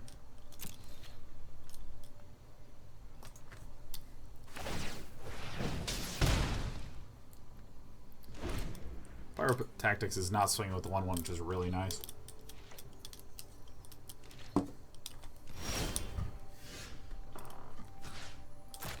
decline.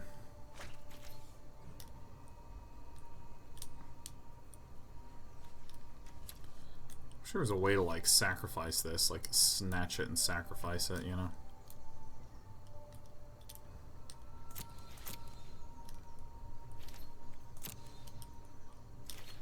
Maybe we can bait out some sort of disco play.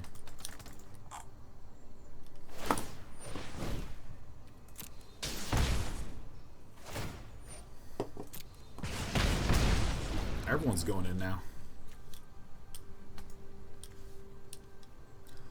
Oh, this deals 1 damage to each player. Dude, I don't know how to read. Alright, we died.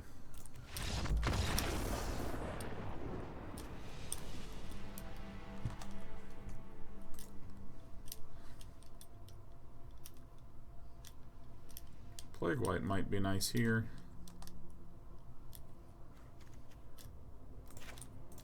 I might get the Plague White in there instead.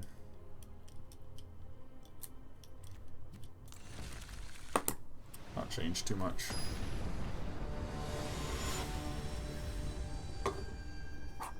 Routine Cartel says, is an MTG greatest weakness compared to other TCG?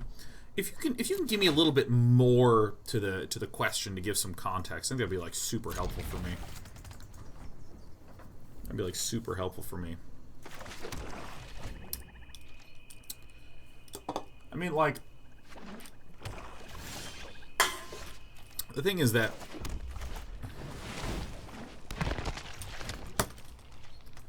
you're saying you need actual sentences? Well, dude, my ability to formulate coherent sentences today, since this show's begun, is like so comically bad.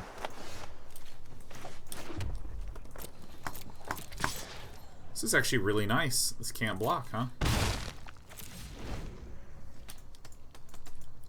I'm saying land is Magic the Gathering's biggest weakness. I don't know that it is. I don't know that it is. The thing is that, like, like, a weird perspective to have on it is like, wait a minute, Undead Metaphor gave 6,900 bits and I whiffed it? And then VOM gave 1,900 bits? Says I'll beat this game after a few more years of consecutive subs. I can't believe I've missed all this. So I think I just ask him if he wants to see my inheritance, right?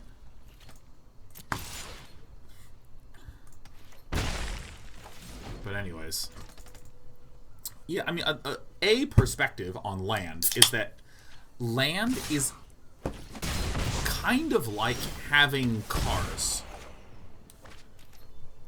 in that cars provide all these wonderful things, and it has some very negative consequences, such as car accidents.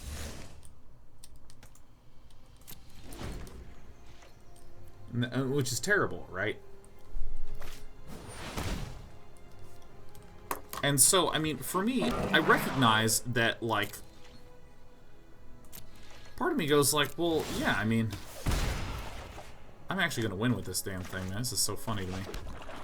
So if I swing with this and swing with this... Yeah. So I can't really swing with anything. I guess I could swing with the Plague White. Actually, I should have swung with Plague White. Excuse me.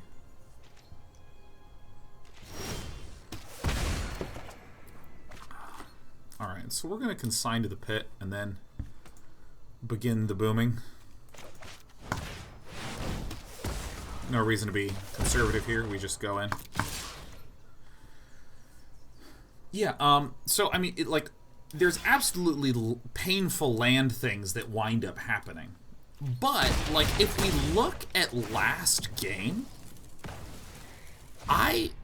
if I was counting correctly, I drew the precisely expected amount of land almost. And I think this is one of these things that can create an illusion. Now, I feel like, let me preface this by saying, it's not an illusion in that, oh, if you feel bad, you're wrong because the math actually says that you drew a normal amount of land. there are tons of things that are statistically reasonable that still feel shitty, right? And tons of things that are statistically shitty that feel good, such as slot machines and all the casino gambling logics that you see. But anyways.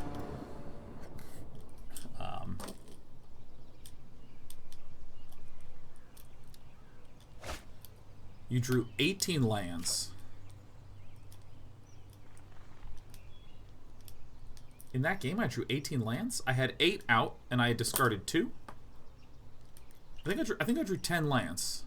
Also, you say you drew 18 lands. I only have 17 lands in this deck, so I don't actually think that's possible, Poutine Cartel. Unless I literally am just misreading what you're writing. Your opponent goes first. We keep this, because we have a 2-drop. And we have a lot of 4s.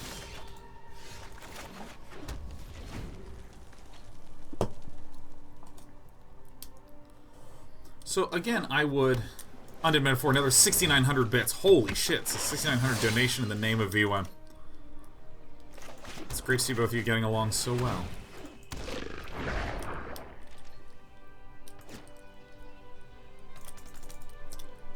So all in all, when I'm playing, I feel like the drawing of lands or drawing of spells or this sort of thing sometimes has, it has ups and downs, but I am comfortable with this needed to deal damage, and then the exile needed to happen for this to actually work out for our opponent. Yeah, at the end of the day, I feel okay with it. Like, the center bit is so interesting and compelling to me. I'm okay with the sort of consequences at these sides. And I find that when I do a lot more intelligent and thoughtful deck building, I wind up in situations where, yeah, I'm whiffing land drops and I am fine in the game. I'm able to win the game and things are great. Or I get land flooded and I'm okay. I'm able to win the game. That's great. Nice. Kind of. Like, for instance, this turn. Like, we kept a hand that was a bit speculative, but the format's slow. So maybe it's okay that we're actually keeping a hand that's speculative. If I lose this game, it's easy for me to go, oh, there's land. But also, I mean, I'm literally telling you right now, this is not... This has a lot of issues with this keep.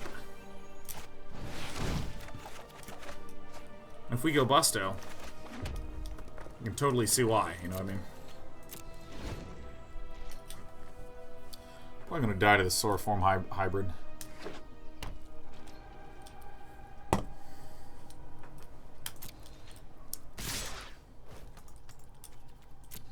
So yeah, and I mean, I think it's kind of funny because I feel like there's this phrase that's said a lot in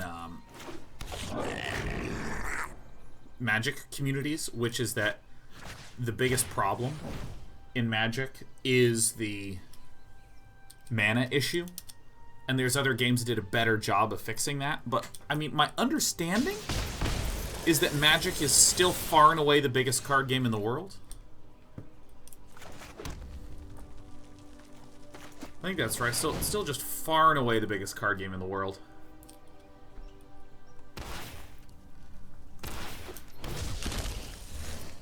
You know, it's...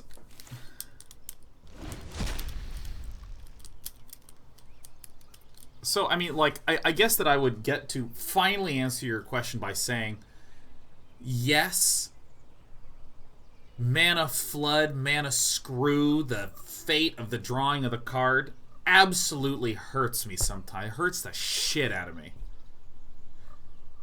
And I'm okay with that because of all the amazing, wonderful other stuff that comes as a consequence of it.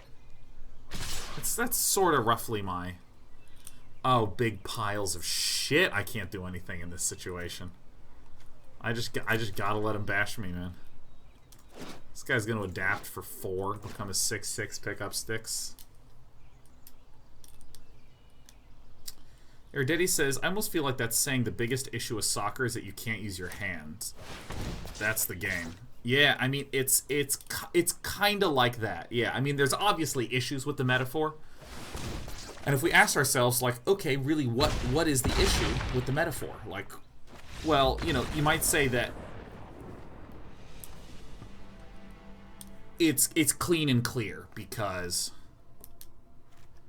I actually really like this damn Plague White.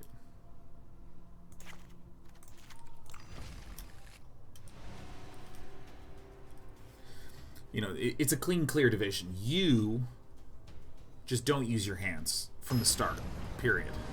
But then it's like sometimes RNG helps you, sometimes it hurts you.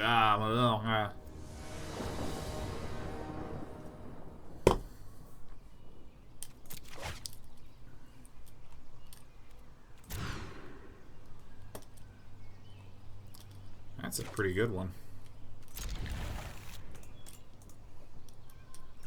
I'm gonna go ahead and hang on to this. James Jocelyn says, hey, day 9, have my last Prime sub. It expires at the end of the month and I can't afford it anymore. Always a pleasure watching you. Wish me luck on the job hunt. Sincerest and best of wishes to you on the job hunt. And really thank you, J.M. Jocelyn. Never feel obligated to put a subscription out there when you're coming to join the... noise outside. Never feel obligated. You're always welcome to just kind of hang out and watch.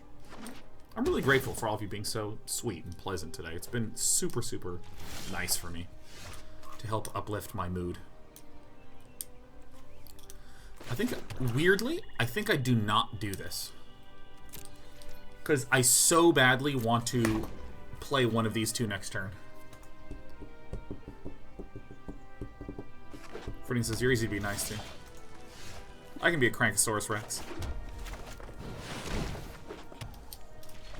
This is where our opponent's just like, enchantment removal, and I'm like, well, a 3-2 will be fine. Prime Speaker Zagana is a very good one, huh? Alright, so now we're gonna light up the stage. Perfect.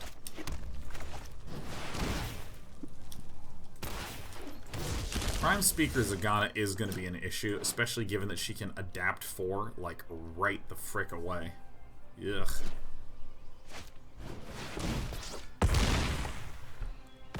Ooh.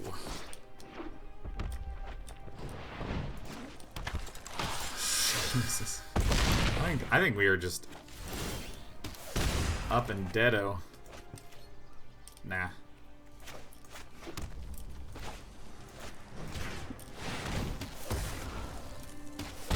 I mean, let's hope Mr. Pressworst can't play a land this turn, which I assume is 100% what's happening, because given the run out of Mr. Oh, fuck, man. Holy shit.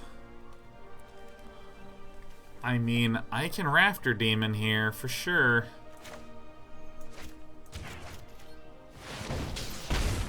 There's not a lot else I can do.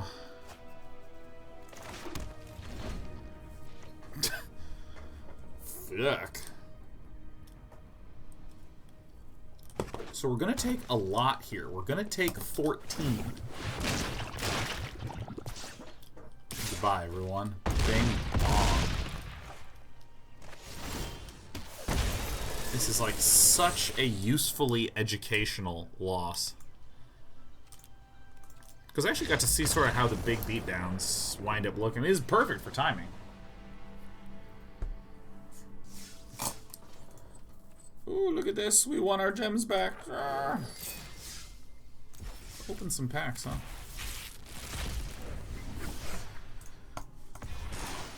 Rampage of the Clans. Destroy all artifacts and enchantments. For each permanent destroyed this way, its controller creates a whole bunch of centaur. Oh, I wish it was the reverse. I wish it was like, I get a bunch of 3/3s. That would be like way too strong. Gutter Bones.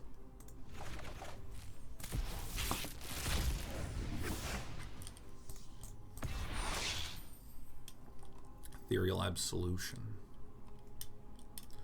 Creatures your opponents control get -1/-1. I wonder if there's like some sort of Abzan tokens. Hey, thanks, Hoofy Rogers. It says, well done on the draft. 3 and 2 ain't easy in this set. This set hurts my brain a little bit. I mean, typically, when I sit down to draft a set, even if I haven't played it, I feel fairly comfortable making a set that I'm like, or making a draft where I'm like, yeah, I feel pretty good about this. And that sounds like every draft I've had in this set, save one, I've been like, what? Oh, beautiful. Prime Speaker Vanifar.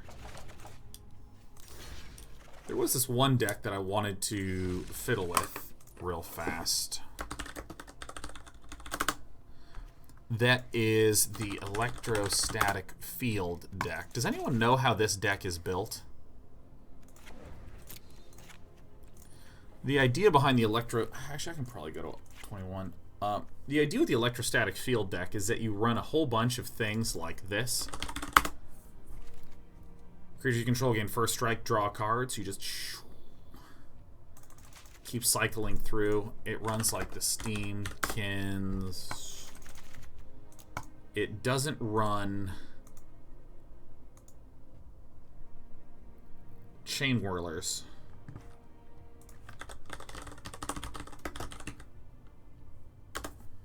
Oh god. I know this one. Okay, so let's just do process of elimination. So it runs these shocks. It runs the skewer, the critics. It runs the light up the stage. I feel like it also runs the gutter snipes, something like that. Maybe it runs 4.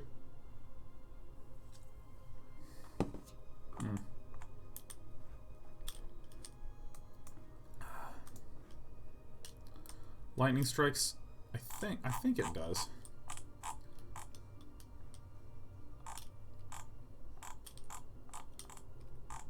Let me see if I can scroll and get some details real fast. Ah, here we go.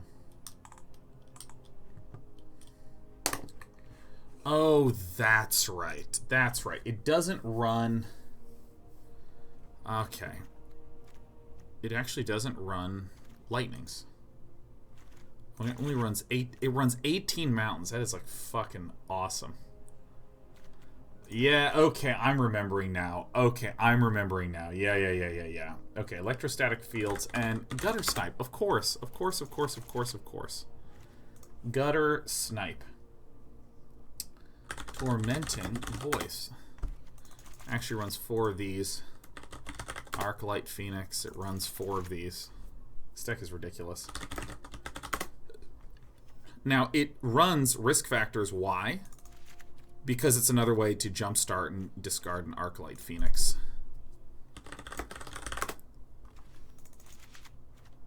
I don't think it just runs another lightning.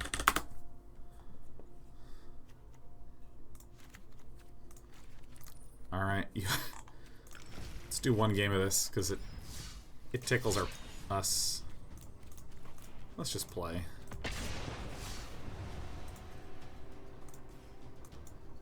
Just having a little fun with this one.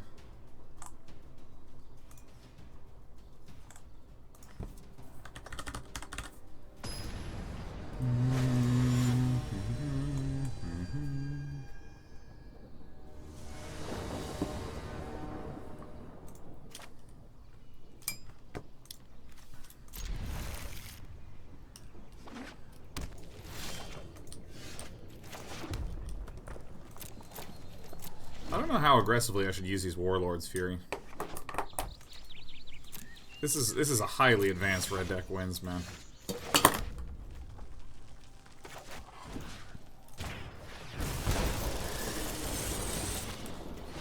Let's do this. Let's get some goods down. Perfect.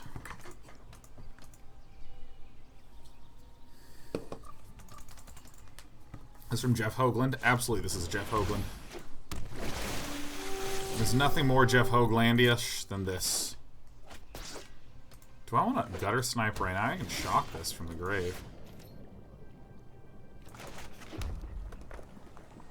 It's probably pretty good to gutter snipe, huh?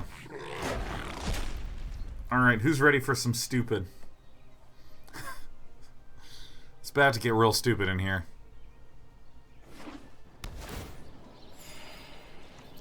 I'm sorry, what is this card? Oh, this is a gate. This is a weird gate stack, huh? Alright. 1 mana of any type that a gate you control could produce. Great. Great. Alright, let's get some real stupid shit going here. Circuitous route, you got it, friend. Doc Holiday TV. What a delight to see you, Doc. I'm gonna stay awake this time. Well, I may as well just crash through here. Let's draw a card.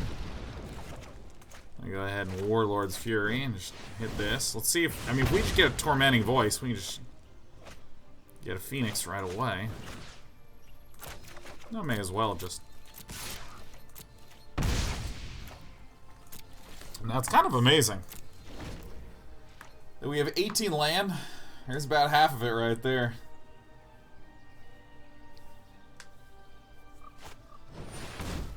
Gatebreaker, Ram. You got it, man. It resolves. Holy shit. Let's blow this guy up. Alright. Holy moly. Heard about the Elfstar AI? Yeah, I watched that whole thing this morning. I tweeted a bunch about it, too. No. Don't need no blockers. This is where our opponent just casts a buff spell and I immediately die. If I get a light up the stage, I think we get it. Or Tormenting Voice into Tormenting Voice into Tormenting Voice. That works too. Alright. Unusually landy opening. Not too broken up about it. I want this to go off. 18 lands in this one, which is kind of statistically improbable.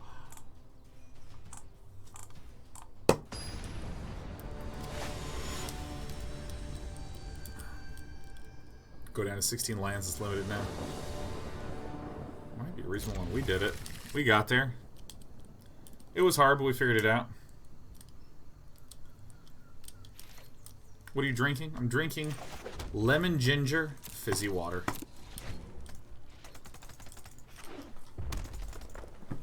Uh-oh. Uh-oh. I think I got a Steamkin here, man, you know? It's gonna get shocked.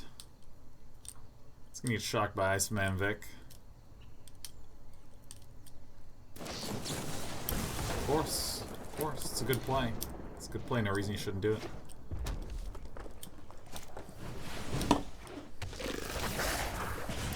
Sans pas problème. J'ai la défense. Ah oui?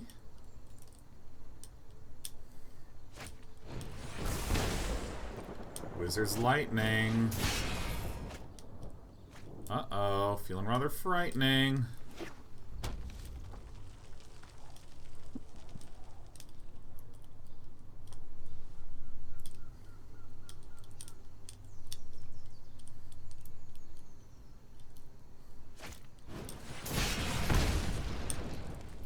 Okay. All right.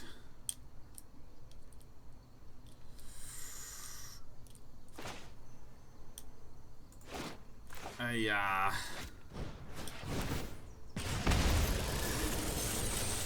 It's a very nice one to have.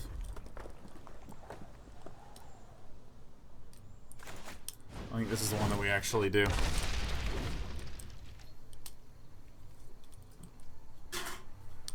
These decks need to slow down. Our opponent is running awfully low on cards. Oh my god, it's a mirror. I can't believe it's done this.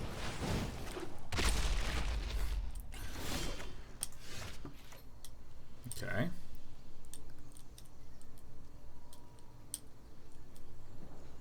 I think I actually have to do this. And then I have to do this. Alright. Bing, bang, bong. Okay. I think I may have just wished to continue to play Runaway Steamkins. I mean, we got a lot of incoming damage, but our opponent is real close to running out of burn. Nid Nerd says, I just came back from lunch and PoE 2 turn-based combat is so good. Wow! Oh, that's awesome. Because, like, I mean, I love, like, turn-based combat where you like, sort of think through all your turns and stuff.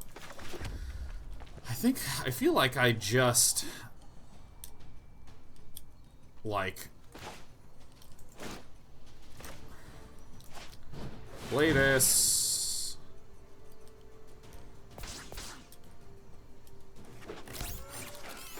And then I shoot in the face. And then everything goes off. Bing, bang, bong, bong. Bong. Bang. Bong.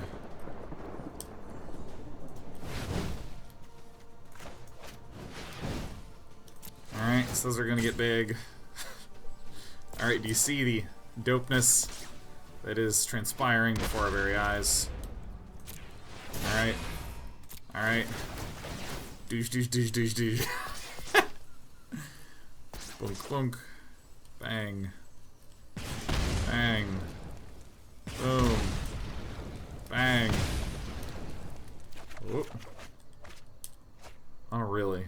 Okay. Well. Let's get that one out. Now here's the funny thing. Our opponent's just gonna go lightning and shoot us in the face.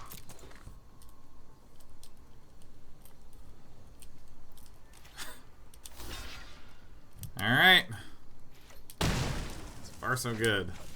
This is where it's just end of turn lightning.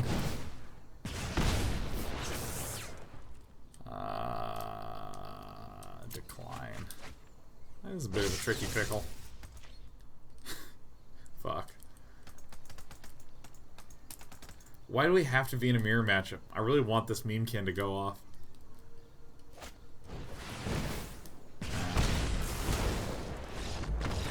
Fuck, man. Give me a break. Can't catch one. Just watch one blow some people up.